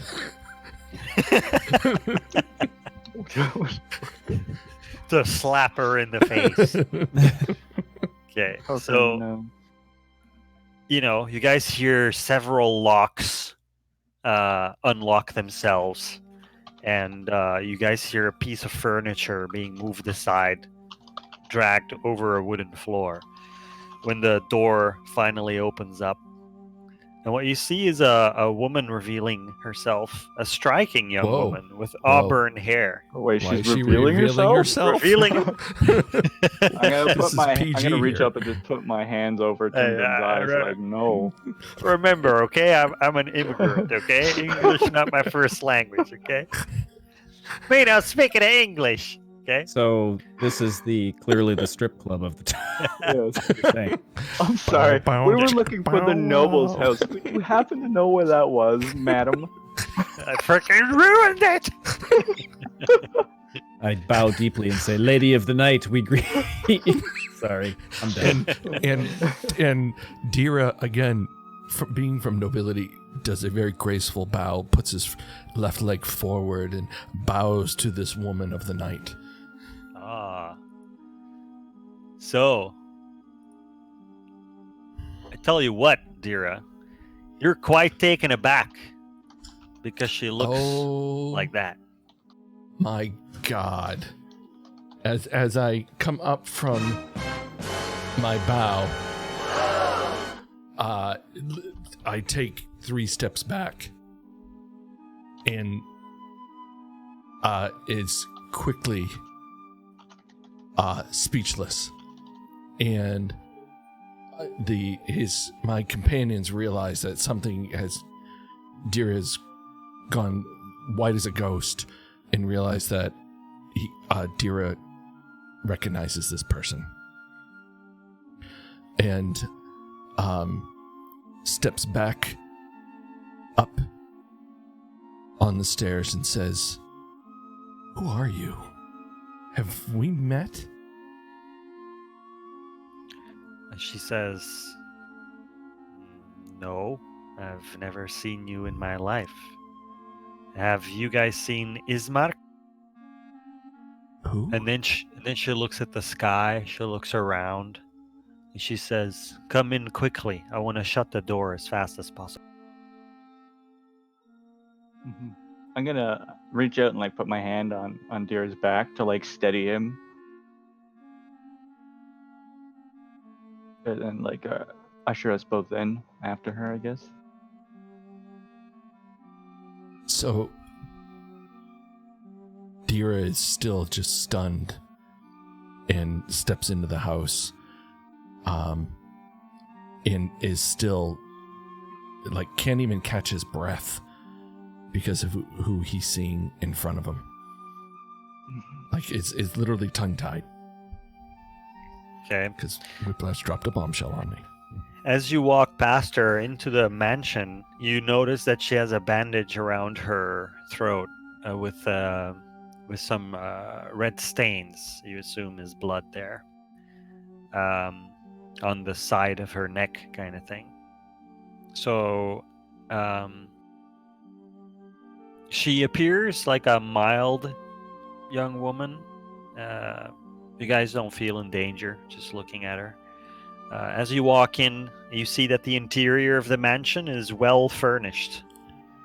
Yet the fixtures show sign of great wear.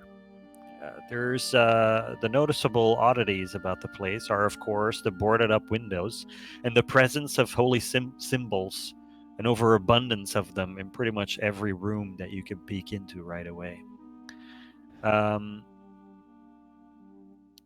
You guys look at a side drawing room, and on the floor you see in a simple wooden coffin a man laying there, surrounded by wilting flowers and a faint odor of decay. So the last of you steps in, and she closes the door, and she continues to lock everything back into place.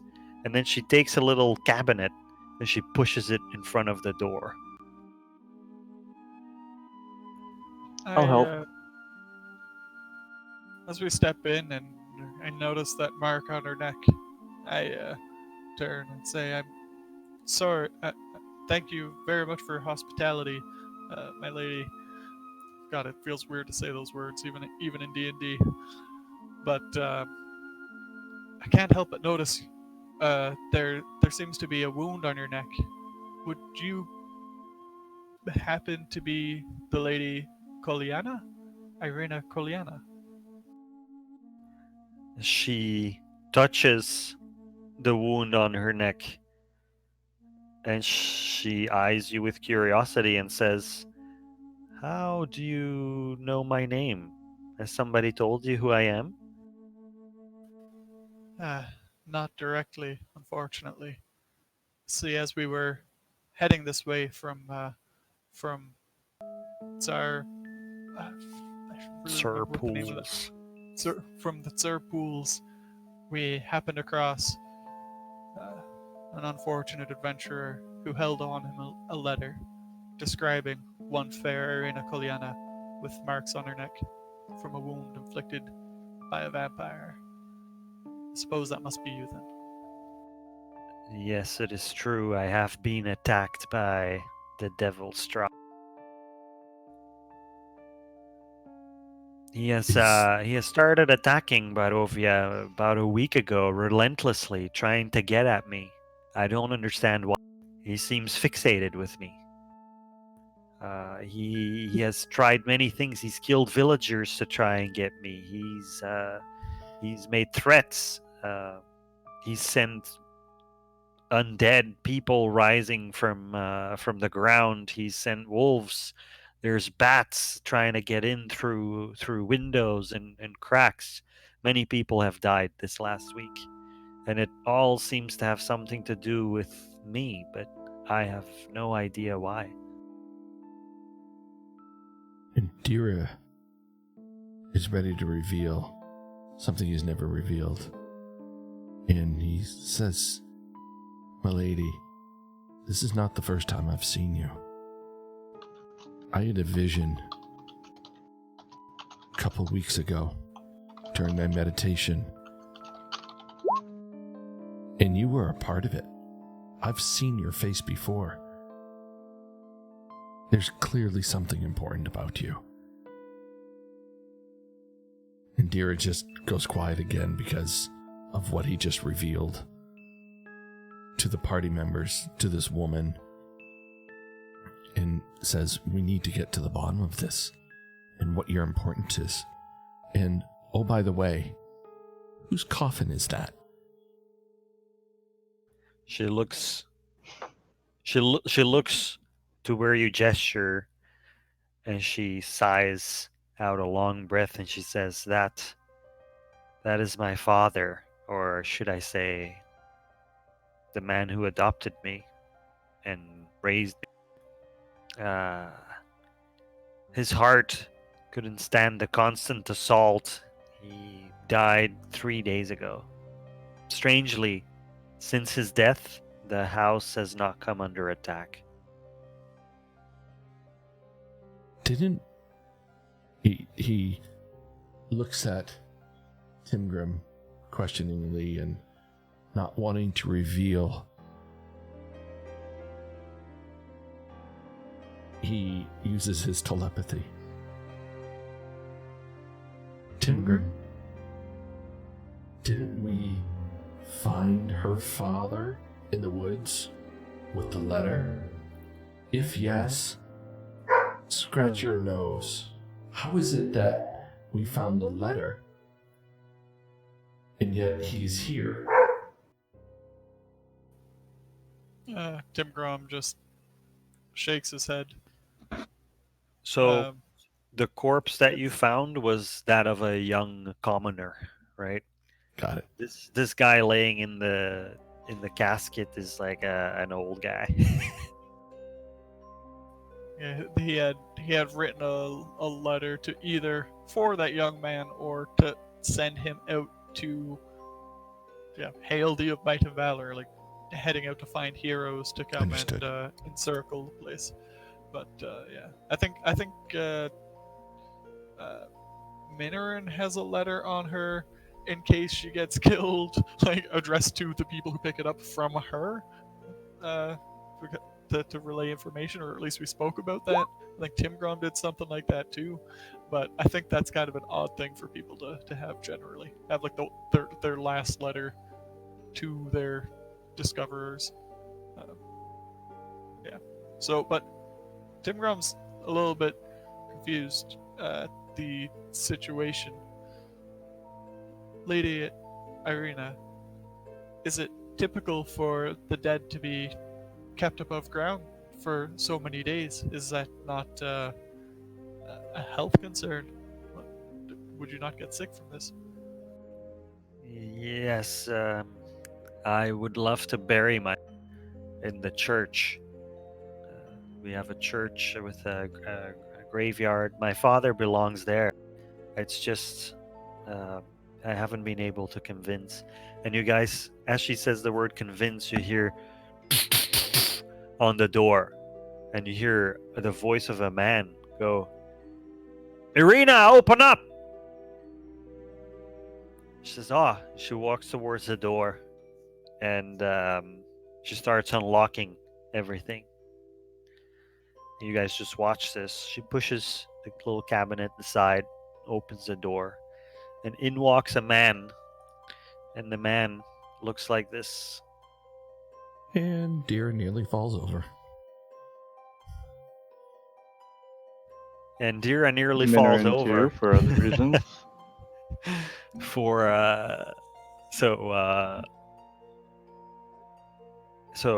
He walks in and hugs Irina, and then sees you guys, takes a step back and steps in front of Irina and says, "Who are you? Irina, why would you let in strangers?" And you can see the look of concern on his face for you guys being in the mansion. I guess I'll take a step forward and say, well, she's fine. So obviously we're okay. My yeah, God, what are you? I get that a lot. I get a step forward in front of him, which, I mean, obviously you can still very plainly see Cairn. I'm 4'9", he's like 6 foot, like I'm basically up to his waist. But I'm just step forward and say, I am Minoran Puckspath, and my friend here. And I put my hand out, like, waiting for him to introduce himself with his name. I'm Cairn. And As you then I guys offer go my through the hand for a motions of shake. this, you can see the man start to relax a little bit more. And he shakes your hand, Minoran. Mhm. Give him a sturdy grip. Has he got a strong grip? He's got a strong grip. And as he grabs your hand, he says, "Ismark." It's a pleasure to meet you. I am Tim Eh. Grum. Ismark, he says, as he shakes your hand. And Irina chimes in and says, "This is my brother." As she starts closing the door again, locking everything up, and going through the same motions you've seen her go through. What brings you to our house, strangers? Tim Grum. A Minoran, you said it was? Are those gills? Do you know what gills are? Yes. They're how I breathe.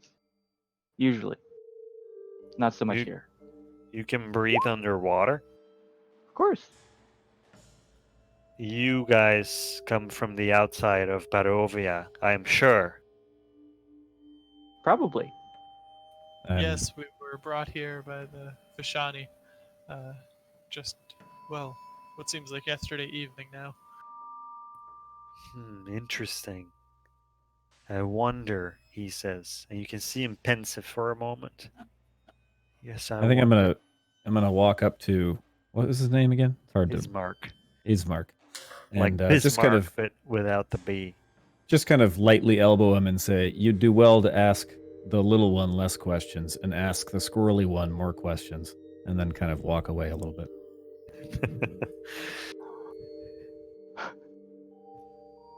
Who is the squirrely one? He's slightly entertained by your Be Phineas. It's always me. course. Why is it always me? he's slightly. Dark and moody. You Yep, look like he squirrely and moody. appreciates your candor, Karen. And he nods a little bit, and then he looks at Dira, and he reaches out his hand, Dira, and he says, "Ismark, pleasure to make your acquaintance." And he's curious to see how you respond, because he took note that you've been quiet. You can see that in his eyes. My name is Injandira. And I shake his hand. And I say, I've seen you before. In a vision. Several weeks ago now. You and your sister. And Irina says, "He told me the same thing. It's kind of weird." We're clearly And- here for a reason. And he can just see that Deer is being really sincere here.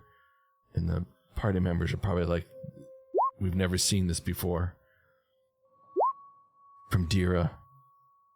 And I say, please, tell me about yourselves. Tell me this connection. Why have I seen you?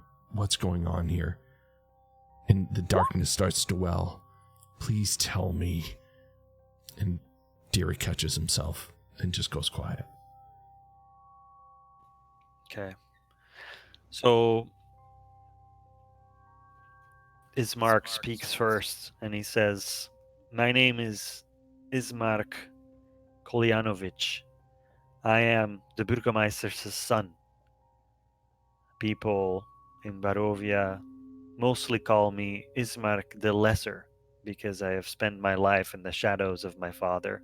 My father tried to do right by Barovia, but there's only so much one can do in these forsaken lands.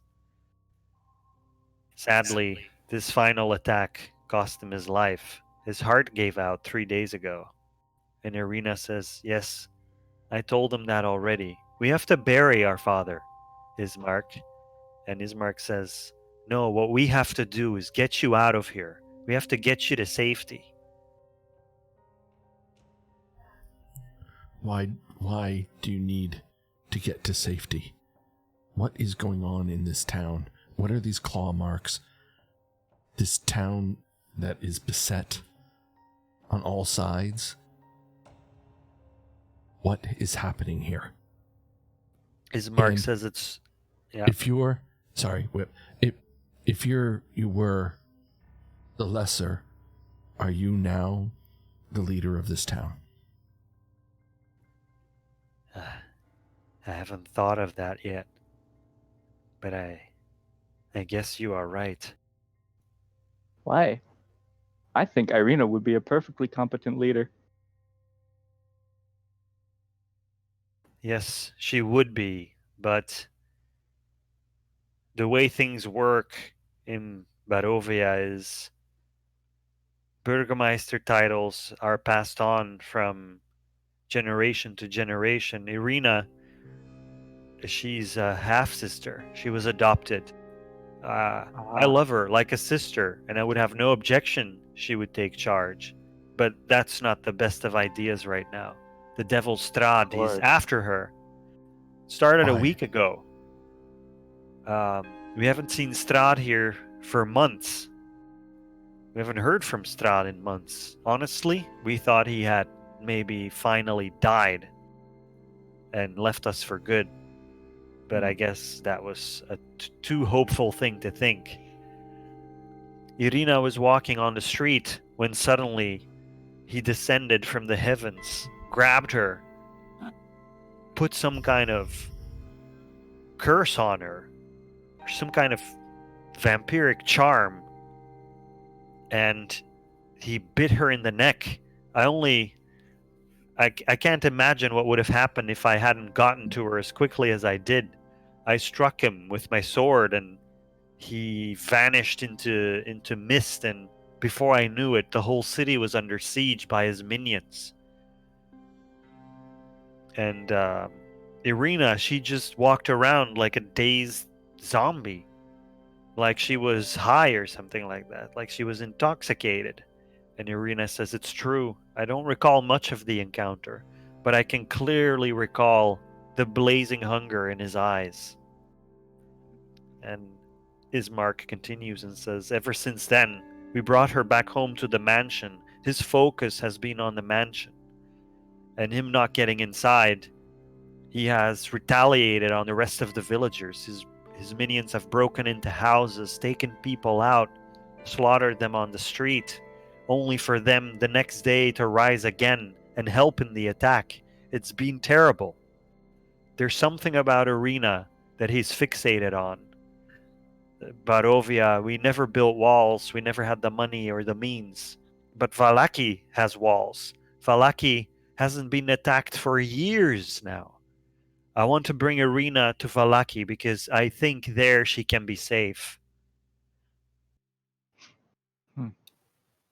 You say safe, but in the letter we came across, written by your father, it suggested that this curse now rests with Arena as well. Is there someone that might know more about this type of wound, this type of infection? If we bring her to Maybe safety and she perishes from her injury, not to be blunt, but how can we protect her and keep her healthy?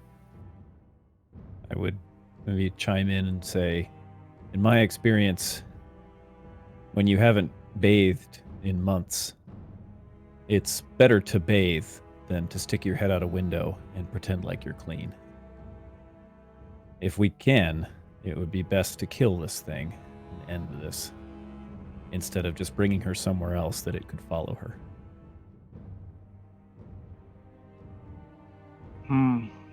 And if he's truly powerful enough to control such a large domain, I don't know. I mean, is there some like really holy place you can go? Like those tend to dissuade undead. Irina says, I've told you before, Ismark, we're not going anywhere until we bury our father. And Ismark says, Irina, why won't you listen to me? This is the most important thing. Our father is dead, but you are still alive. If we can get you behind walls, if we can get you into Valaki's church, I feel you will be safe there. Those people haven't been attacked for years. They have to be doing something right. Ismark, Irina, Yes. if we buried your father, Minorim here can perform the blessings that need to be performed at the funeral. If we did this for you, would that put you at peace? Yes, my father deserves nothing more. And Ismark sighs. He says, You can see that this idea upsets him. It's not what he would like. But now that you guys are here, he says, well, maybe with your help. We have to do it during the day. We cannot do it at night or in the morning. Strahd, I don't know the workings or the mechanisms of his being, but I feel safer during the day in general. If we do it, let's do it in the middle of the day. It might Derek. be. Sorry, go ahead. Dira gets his mage hand ready. I mean, if it's a graveyard, hopefully they have shovels around there. I mean, they should have some supplies like little trowels or spoons. Spoons. But So experienced with spoons. Listen, I know about shovels. Just for the eating, it's weird. yeah, that's right. Spoons are just shovels for your mouth, right? That was the thing. So Karen, you hear Minorin talk about shovels for your mouth, and you do wonder what she's going on. It's been a pretty common theme, yeah. Yep. Just wait until you guys are all underwater, then she'll know everything. So just Ismark says, land, Mhm.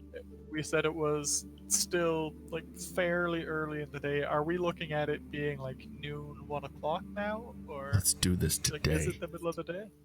yeah, it is noon, 1 o'clock, I would say.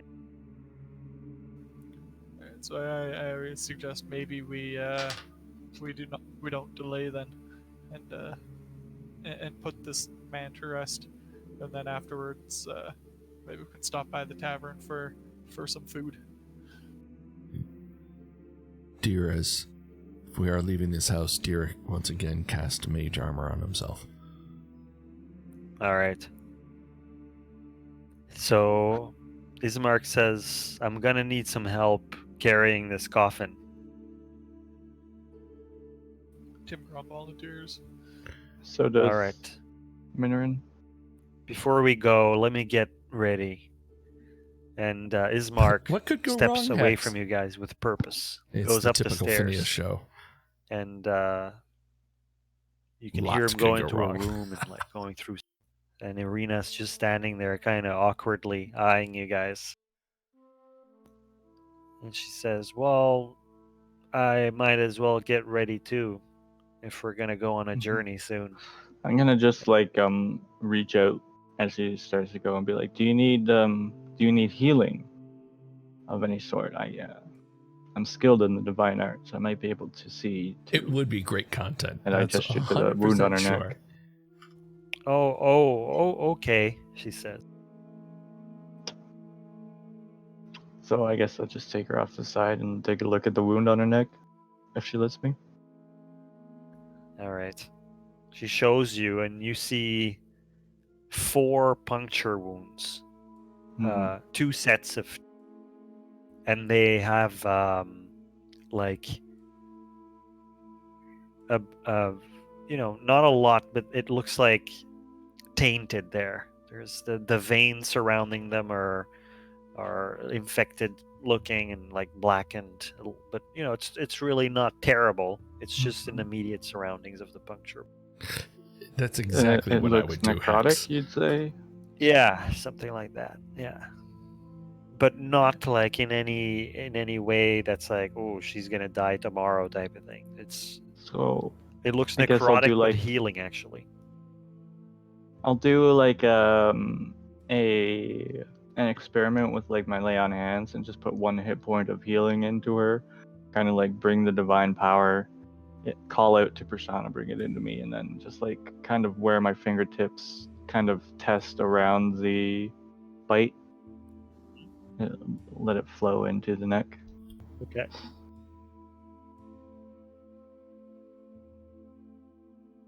And just kind of see if there's any sort of change. Okay, so as you do that, the puncture wounds close up, and the skin fixes itself, but the signs of necrotic and bruising and all that stuff, that stays. And it doesn't look like that changed. It's just the puncture wounds themselves healed. Okay. I believe. Yeah, like you said, you were Problem delirious. solved, right, Hex? I believe that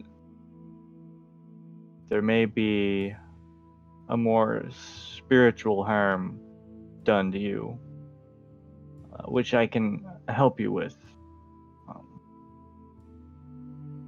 potentially,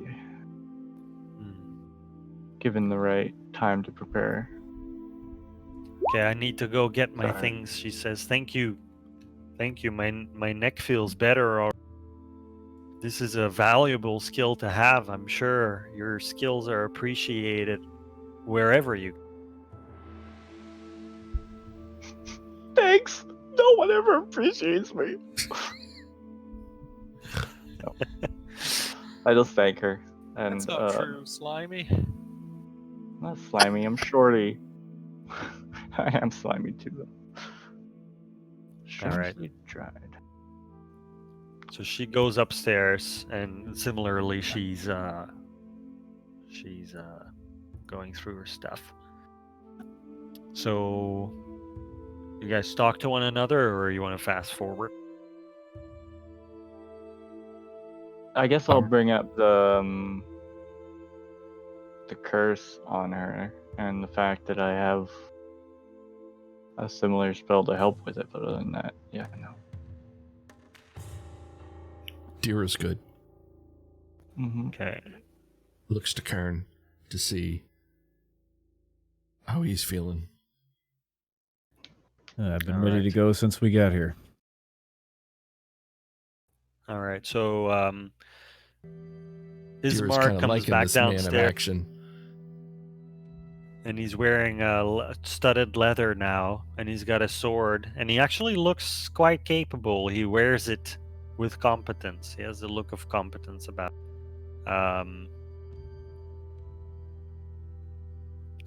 and he mutters something to himself. You can't quite catch what he said, but he seems ready. And then a few seconds later, Irina comes down, and she's wearing a chainmail. That it doesn't look like it's a man's chainmail. It's something that was made for her, being from a more noble birth in any case. And And I study the two of them looking the way they look and just kind of nod at him and go, so, when you guys were kids, she beat you up, huh?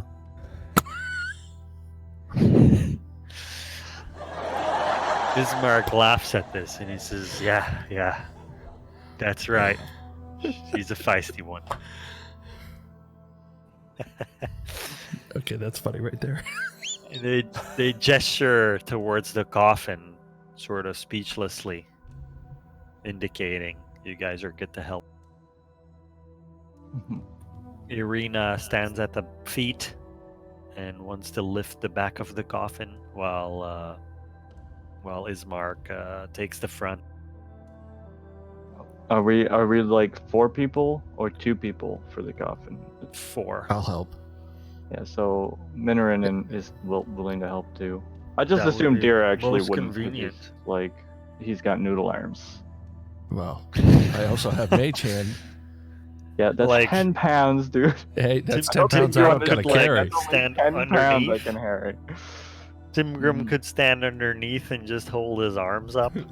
Yeah, Minoran and Timgrim are basically doing the same stance for that. Karen could probably carry that thing on his shoulder like a boom box. Yeah, I was just thinking. But I think, probably honestly- Tim Grum and Minoran at the very least shouldn't be standing on the same side of the coffin. No, we're on, Well, we're, yeah. we're on different, we're opposite corners of each other. I think Karen will probably prefer to watch the midgets do the work, to be honest with you. All right. Take a picture or something. It's like resting on our shoulders, but what is it? Irina and Ismark are actually just kind of holding it from their hips. Yes. I suppose that I could use this opportunity to scout ahead a little bit whenever we do go. Okay. And So you might as well start unlocking the doors and everything, and I'm pretty push good at this that. thing to the side. Deer is just watching everything, I'm eyeing at the his side. mark. I'm at the side of the coffin. You're still not quite over No, overseeing these two characters. So not at all. the door is open and you guys get underway. And when you step outside, Ismark looks towards the sky and he says, "This forsaken sky." Tira notices how easily Karen opened all those locks.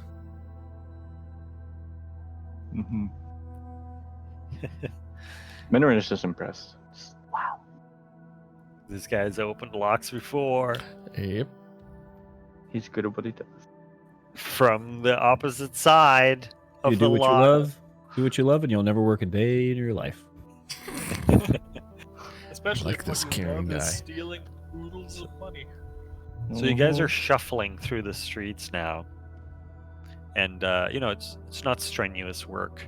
You guys can converse, and Ismark feels like sharing, and he says, "They say before the curse of Strahd befell the land, the Morning Lord watched over the Barovian people from sunrise till sundown. Now the sun has not shone unobscured for centuries, and the Morning Lord no longer answers our prayers." Hmm. That's Were they- strange. Continue. Sorry. Oh, it was this Morning Lord. Was it a deity of this place, or were there shrines? The Morning Lord, you know of that word, the Morning Lord, as like a deity from like ancient times, like something that fell out of fashion, 400 or 500 years ago. Kind of, not ancient, but old. Yeah, It's now known it was under like a stuff. different It name. was like stuff of my grandparents' religion. Yeah, that's it. And there's an opposite of the Morning Lord, and that's Mother Night. Mother Night. Oh, like Irina. Irina is not Mother Night. She's a lady of the night, right?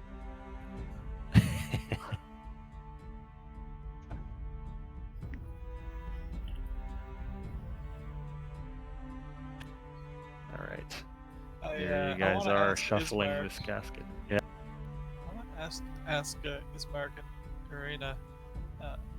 We had heard a couple stories about this land, but we're still fairly unfamiliar with it.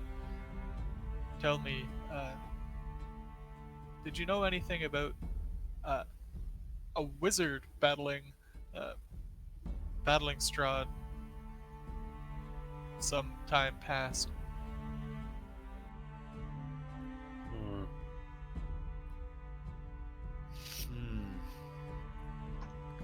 There is a rumor that a mad wizard of great power haunts the foothills of Mount Baratok.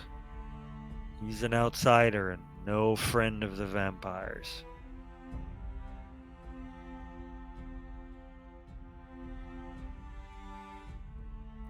But I'm sorry, that's all I know. Foothills of Mount Baratok? Yes, Mount Baratok to the north, far north. Dira, having realized that these people are part of a vision, and thinks back to Madame Eva's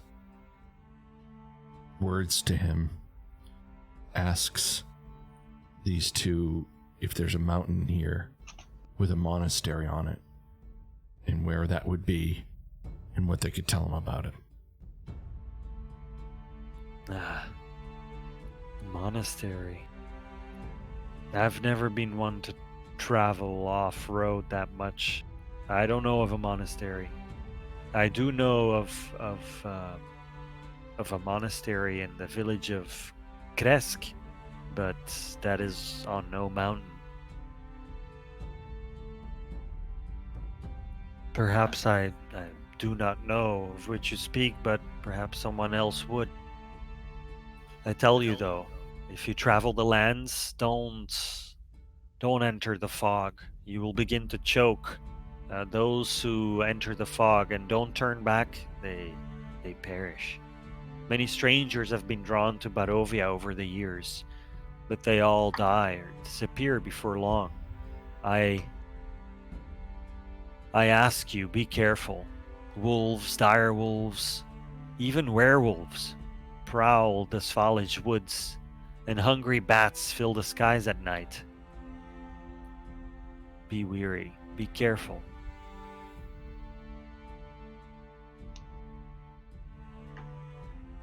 I suggest maybe if we're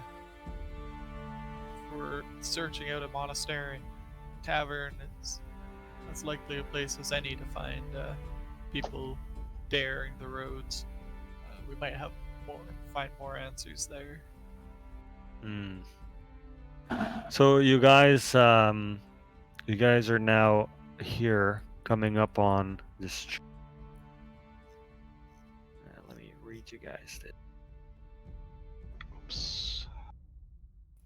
So, atop a slight rise against the roots of the pillar stone that supports Castle Ravenloft. So this castle that you saw before, this church is at the roots of this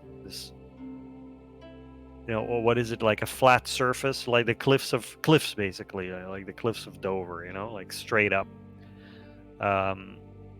You guys see standing a gray sagging edifice of stone and wood. This church has obviously weathered the assaults of evil for centuries on end, and it looks worn and weary. A bell tower rises towards the back, and flickering light shines through the holes in the shingled roof. The rafters strain feebly against their load. Let me change the map.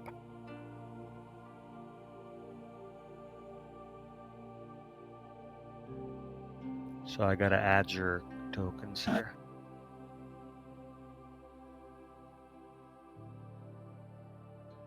Oops.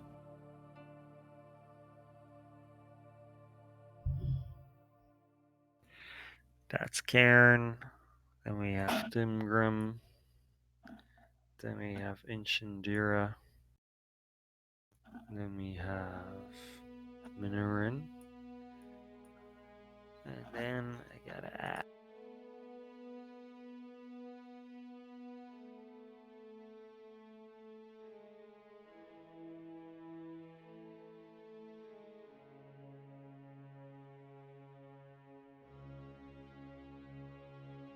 Yeah, Hex.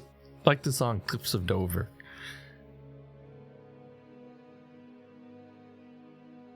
So Karen is taking the lead. Dimgrim's off to the side.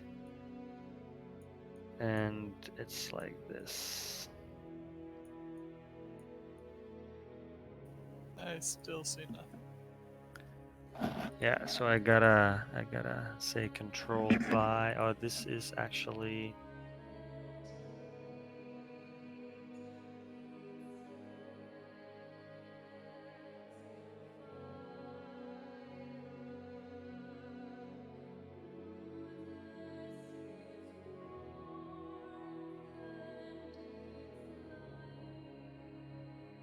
Oh, there we go. Who sees So, nothing? I see nothing. Okay, hang on.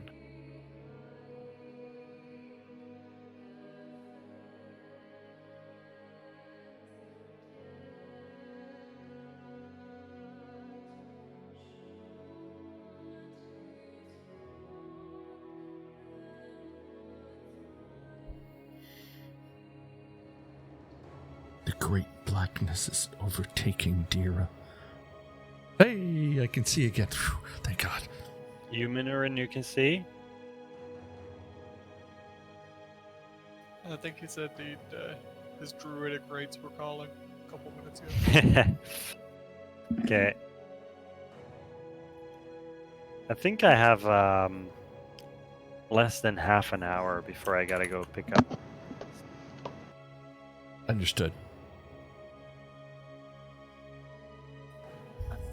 So I don't know if you guys want to sort Yeah, of. total time. Yeah, I don't know if I'd you li- guys want to sort of at a level. Like, I don't know, we're sort of at a new thing here. You're back? I'm back. Yeah, I'm back. Sorry, I just couldn't hold it anymore. Okay. Little druid's room was calling. I was gonna say if we I guess this is out of character, but if we explore too much, obviously we'll feel lost next time. But if we explore just a little bit, it may give us enough that we can recap, and Sure. because we have a little more time, I think, right? Yeah, that's it. So, yeah. So there's this church. Really looks like it's being weathered down. Ismark says, I haven't seen Donavich in a while now. He must be in there. You guys see light coming from the inside. I wonder how he fared in the attacks. Well, we should check on him at the very least. Did we put the coffin down? As you start indicating you want to put it down, I'm sure others will follow. Yes, I'll say let us put your father to the side for now and see to Lord Donovich or Bishop Donovich, Priest Donovich, whatever it was he called him, Priest Donovich. Yeah, Donovich is a priest, yes. A cleric of his order, the Morning Lord. Ooh. My eyes do light up a little bit at the word cleric. Not as much as if they had been paladin, but can't win everything. Say, Let's go talk to him. I'm certain that we could actually glean much from a holy man who has lived in these lands. The clerics that I know are far more focused on the scholarly aspects of their faith, and they may be able to give us some more direction, I say, to Karen, Timgrim, and Dira. Ancient Dira. I guess I should use your full name too. But yeah. I'll Dira. go up. Maybe, says Ismark, Donovich has always been a bit of a recluse. And not a very good orator either. But, try to provide some hope to Barovia. Ah, yes. My father used to put me to sleep at night by telling me sermons. Best naps I've ever had. And I go up and I knock on the door. So as you walk up to the door, you see like the heavy wooden doors. They're covered by claw marks and scarred by fire. You knock on the door. They don't know. Could Nobody call on responds. the fire hex. I'll knock harder. You knock harder and they get jarred a little bit. You think they're unlocked. I knock even harder a third time. No response comes. Maybe he fell down. You, We should go help. you knocked so hard the door opens up ever so slightly. I'll open up the door then and go in. You do so. Yes. So the doors open to reveal a 10-foot wide, 20-foot long hall leading to a brightly lit chapel. The hall is unlit and reeks of mildew. 4 doors, 2 on each side of the hall, lead to adjacent chambers. You can see that the chapel is strewn with debris, and you hear a soft voice from within reciting a prayer. Suddenly, the prayer is blotted out by an inhuman scream that rises from beneath the floor, the wooden floor. Father! Let me out! I slowly back out the door and close it behind me. No.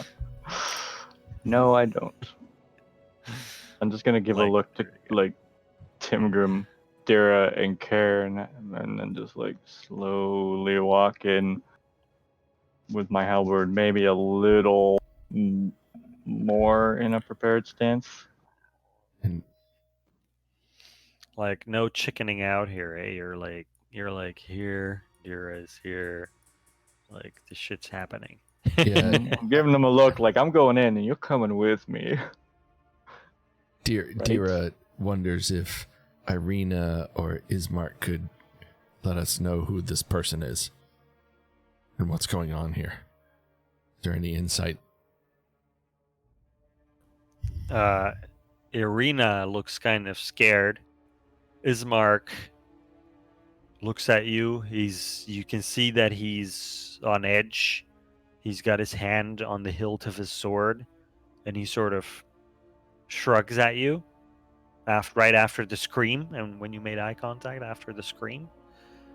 And then he squints his eyes down the hallway, and he sees the figure in the distance, and he says, I think that over there, I think that's Donovich. Let's go. Step forward, call out, Bishop Donovich. I think Is that you? as he steps forward, I'm just going to pat Dira on the shoulder and say, don't worry, open doors are permission. Dira once Well- again well thinks to played. himself, I really like this guy. And Minoran thinks to herself, I didn't know open doors meant permission. You learn Crap. something new every day. So as you step up into the main chapel area of this church, you see that this chapel is a shambles. Overturned and broken pews littering the dusty floor.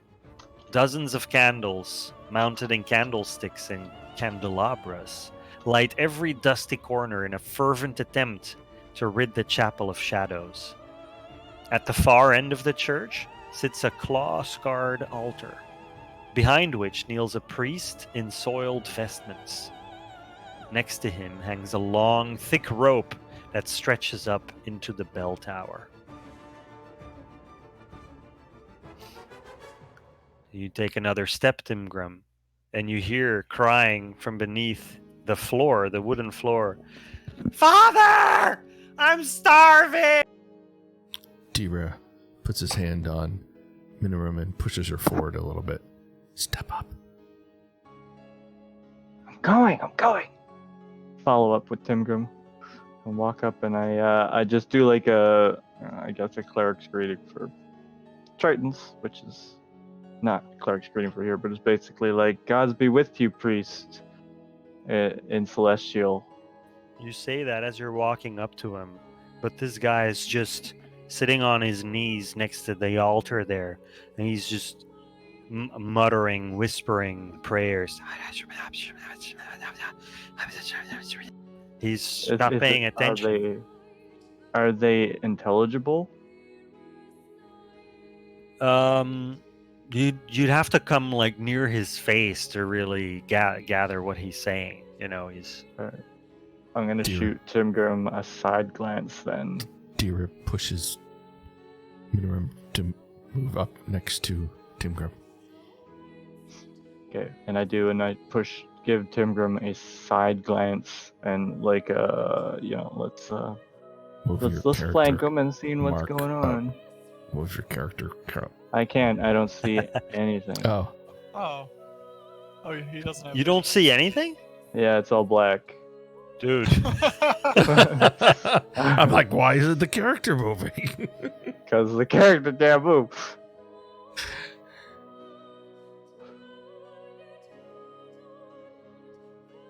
Does everyone have dark vision except me?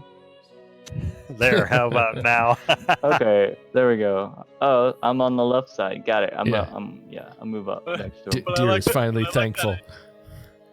But I like that idea. You step inside a chapel that's been frantically lit with candles, and you see nothing. I can't see anything. It's like that Band of Brothers, the guy that got blind, you know? So much stress going on. Minoran's like, What? Are there things here? Is this a chapel? But yeah, I'm gonna move slowly forward, and then I'm gonna call out louder. Gods be with you, priest. You hear Irina say something to her brother, and her brother sort of nudges her back further into the room and then closes the doors. You hear the doors bang shut. They echo. The sound of it echoes through the church, and you hear another scream from under the floorboards, just desperate for attention. Ah! Okay, Timgrim, is it normal to keep your children locked in basements? Not generally without their accord, no. Maybe if they had like console or something, I suppose. Oh man, I hope not, Hex.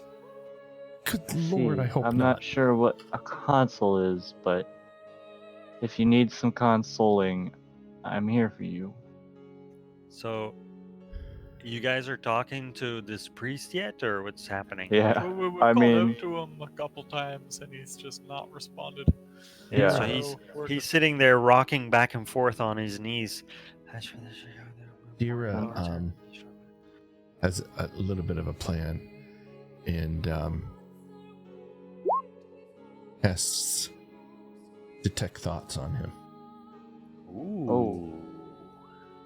For the duration, you can read the thoughts of certain creatures. When you cast the spell, and as your action on each turn until the spell ends, you can focus your mind on any one creature that you can see within 30 feet of you. I'm focusing. If the creature If the creature you choose has an intelligence of 3 or lower, or doesn't I speak didn't any think of language, that, Hex. the That would've creature is been funny. unaffected.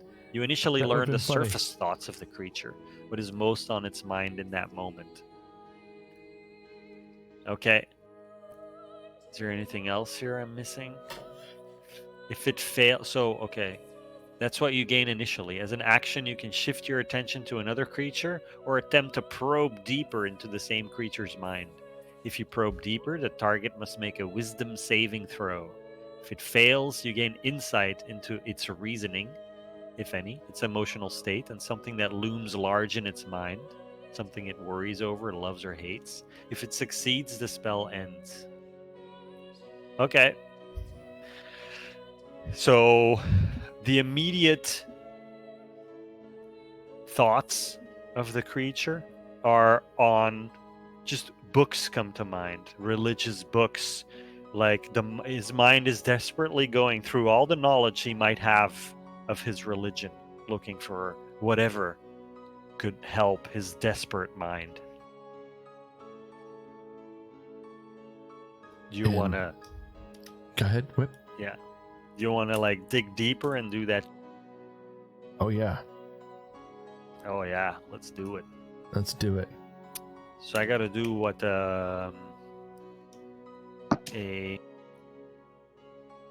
wisdom saving throw.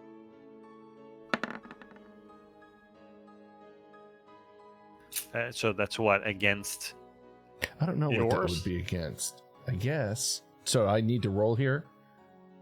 Yeah, I think it's like a contention thing. Yeah, okay. And so do I roll wisdom?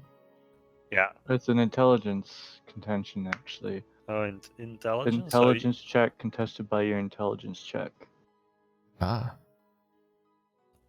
Okay.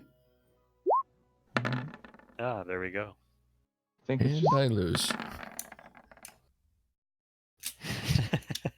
Nice rolling Yeah. tonight there, Phineas. The spell ends. Anybody who's listening to the music, it just changed at exactly the right moment. It really did. It really did. That was couldn't have been better. what a Poor lively tune intelligence. that is. That's clippable right there. That's great. Okay.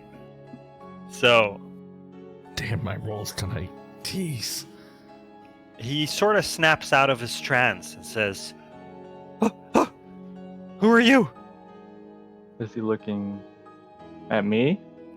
And Yes, and then he's taking it in. He's taking in the scene. He sees that they're strangers. I'm going to smile.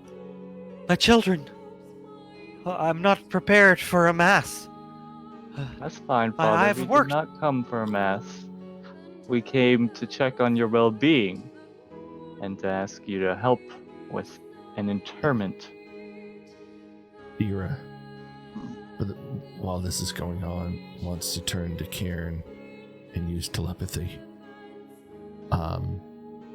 In kind of this moment to tell Karen what I learned. Karen, this is ancient Dira. I visibly jump, but then regain my composure. While we were entering, I cast Detect Thoughts. He's searching for something. He's searching for knowledge. He's worried. He's searching. And I just want you to know that maybe we could use that to our advantage. And I exit telepathy.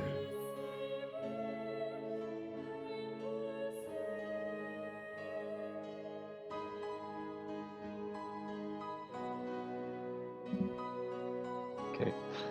I guess while that's going on, I'm talking to Priest Donovich, and I introduce myself. I say, I'm Minoran. This is my friend Timgrim. And as I indicate over towards Timgrim, and I say, to my left is Dira, and farther to the right is Karen, and we have come So I actually, honestly, I have a couple questions, mostly about the Excellent. starving child in your basement, but that can wait. I think Squirrel! Ismark and Irina need your help, but I'm just trying to be friendly and like open because he's like visibly shaken, and I'm like trying to calm him down. He says, I don't know if I have it in me to help anybody right now. Just gonna kneel down next to him and put my hand on his shoulder and say, "You certainly do not look all too well, but if we just get a solid meal in you, get some rest, I'm certain that you'll be able to help us." No rest. I must find a way. Find a way for what?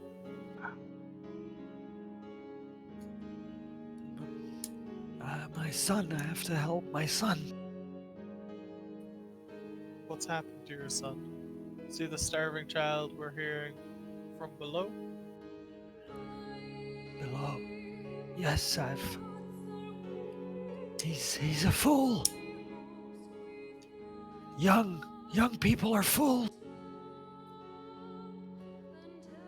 He was lured away by an outsider such as you. And he sort of says that a little bit accusingly. The wizard in black robes. He lured my son away, along with that mob. Do something about Strahd, they said. The fools. Nothing can be done about Strahd. They went to his castle. I don't know what happened, but one day my son returned and he was not the same. He is no longer my son. I locked him in the basement. I hear his suffering. It's tormenting me. I don't know what to do. I must find a way. The scriptures. I'm sure the Morning Lord has a way. And he almost, as a reflex, started rocking back and forth and moving some kind of beads through his hands and almost snaps back into his trance out of desperation before making eye contact with you guys again. Just to call out that it's 11 o'clock. I know you Yeah. have something you need to do. Yeah.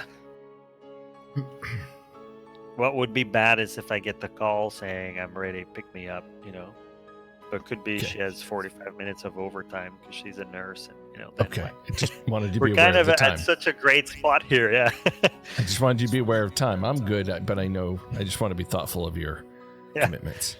It's all good. Yeah, if we could wrap it up somehow, that would be good. But it's such a bad moment to do so. Okay. Okay. So I guess Tim Grimm was talking to him then. Yeah. So your son, you say he's not the same. What do you mean? How long have you had him trapped in underneath here? I have no idea, Hex. This is so good, right? What year is it?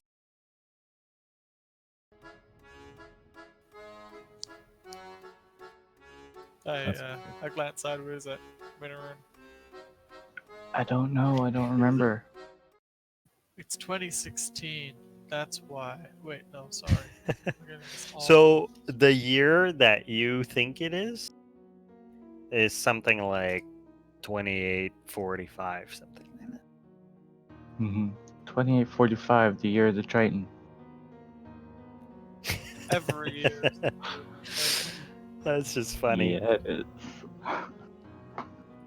So you say 2843, Yeah, and it's a great Ismark, story. who's now come up, says 2843. The year is 735.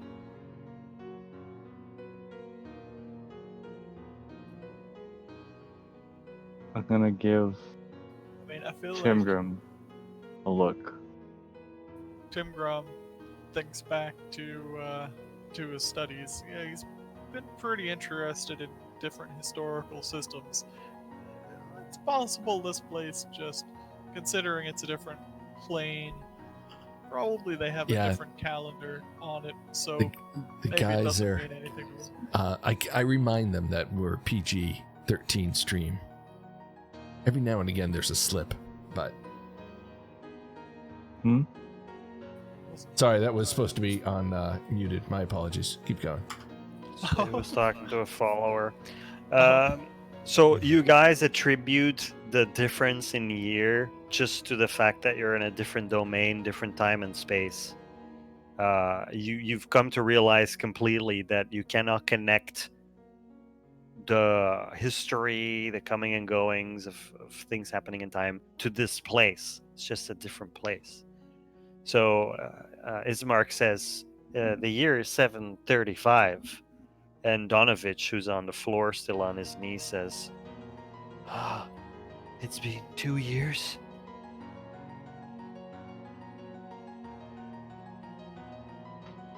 Yes, 2 years. No man can live 2 years without food. What is it your son hungers for if he can last so long below? I do not know. I'm afraid he is like Strahd. And it pains him to say that. He starts whimpering and sort of collapses into himself, and he's not there at this moment. He's just crying and wallowing. Donovich, we will put an end to this curse. We will put an end to this curse. And I reach out and touch his shoulder. Try to get him to meet my eyes. This We'll way see he it done. snaps out of his whimpering, looks at you and says, "You're gonna help my son? His name is Doru."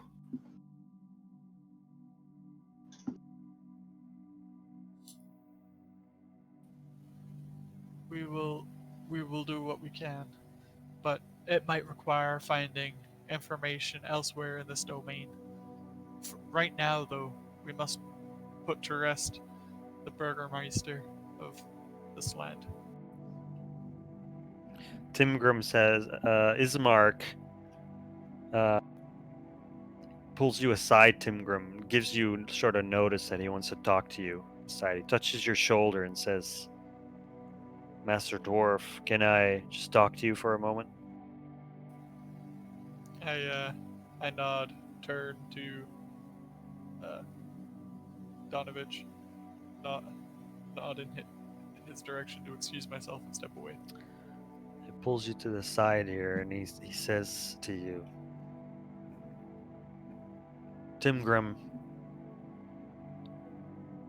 I suspect that Donovich's son is vampire spawn. If that is the case, we cannot let him live. If he escapes, or if he gets his hands on his father, there will be untold damage. His son is dead. Something that's been living in his basement for 2 years is bound to be something unnatural. There is nothing that can be done. We have to destroy it." I would not do that. And Not near this Irina man's house. hears you saying that and hears you challenging that idea, steps in and says too, "No, brother, there has to be a way. Have faith, have hope."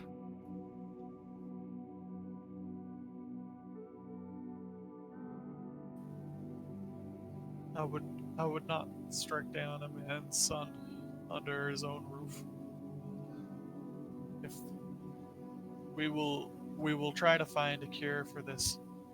Certainly, I don't think it wise to free young Doru, but in trying to save this world, and trying to save Barovia, maybe we can find information on the origins of this curse, maybe put the spirit to rest, or maybe free him to be a regular man again. Dira turns to Karen. Says, what do you think?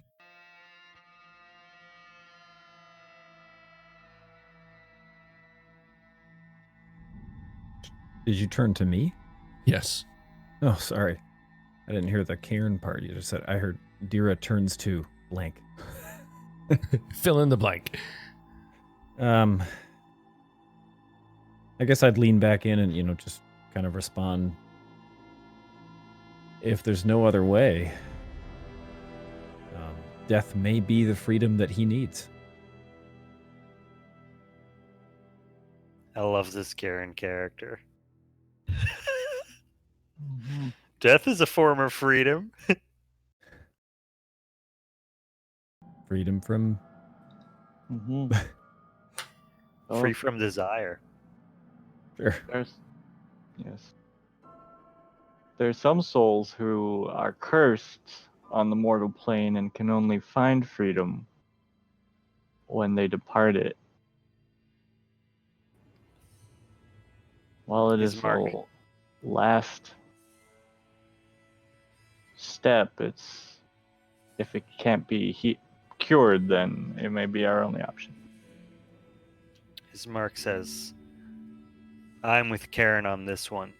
The only freedom Doru should know is the release from the suffering that is his current state. I mean, what are we gonna do with a vampire spawn unlocked? We're gonna leave him there?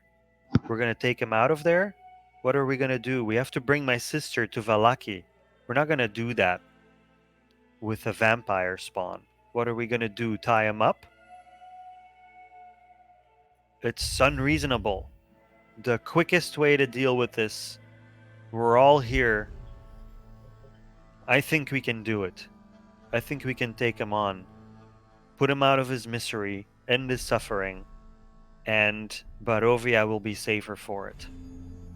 And Irina sort of resigns to what her brother is saying.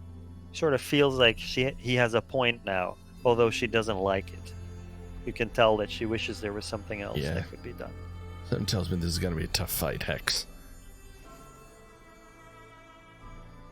If he's You guys take a glance over your shoulder, and you see Donavich just doing the bead counting, rocking back and forth and muttering. He's gone back to his desperation. I guess I could whisper to the others, well, to be honest, whether we kill his son or not, I don't know if he's going to notice.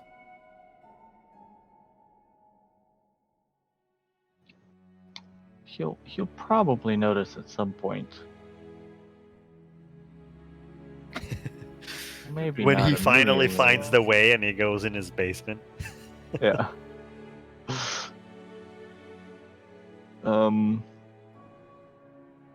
I mean, this Doru is still able to form coherent sentences, coherent enough. He's calling out. It's possible we may be able to speak to him, possibly talk him. I don't know. Find some way to help him pass on himself. It also may be some entity using him as a puppet for his voice. Mhm.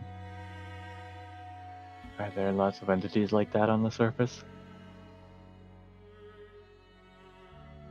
Rare, but they come and go. Hmm. Well, we must convince Donovich to allow us to see him and deal with him. And if we can't talk to this Doru and give him peace, then we'll simply have to, like Karen said, set him free.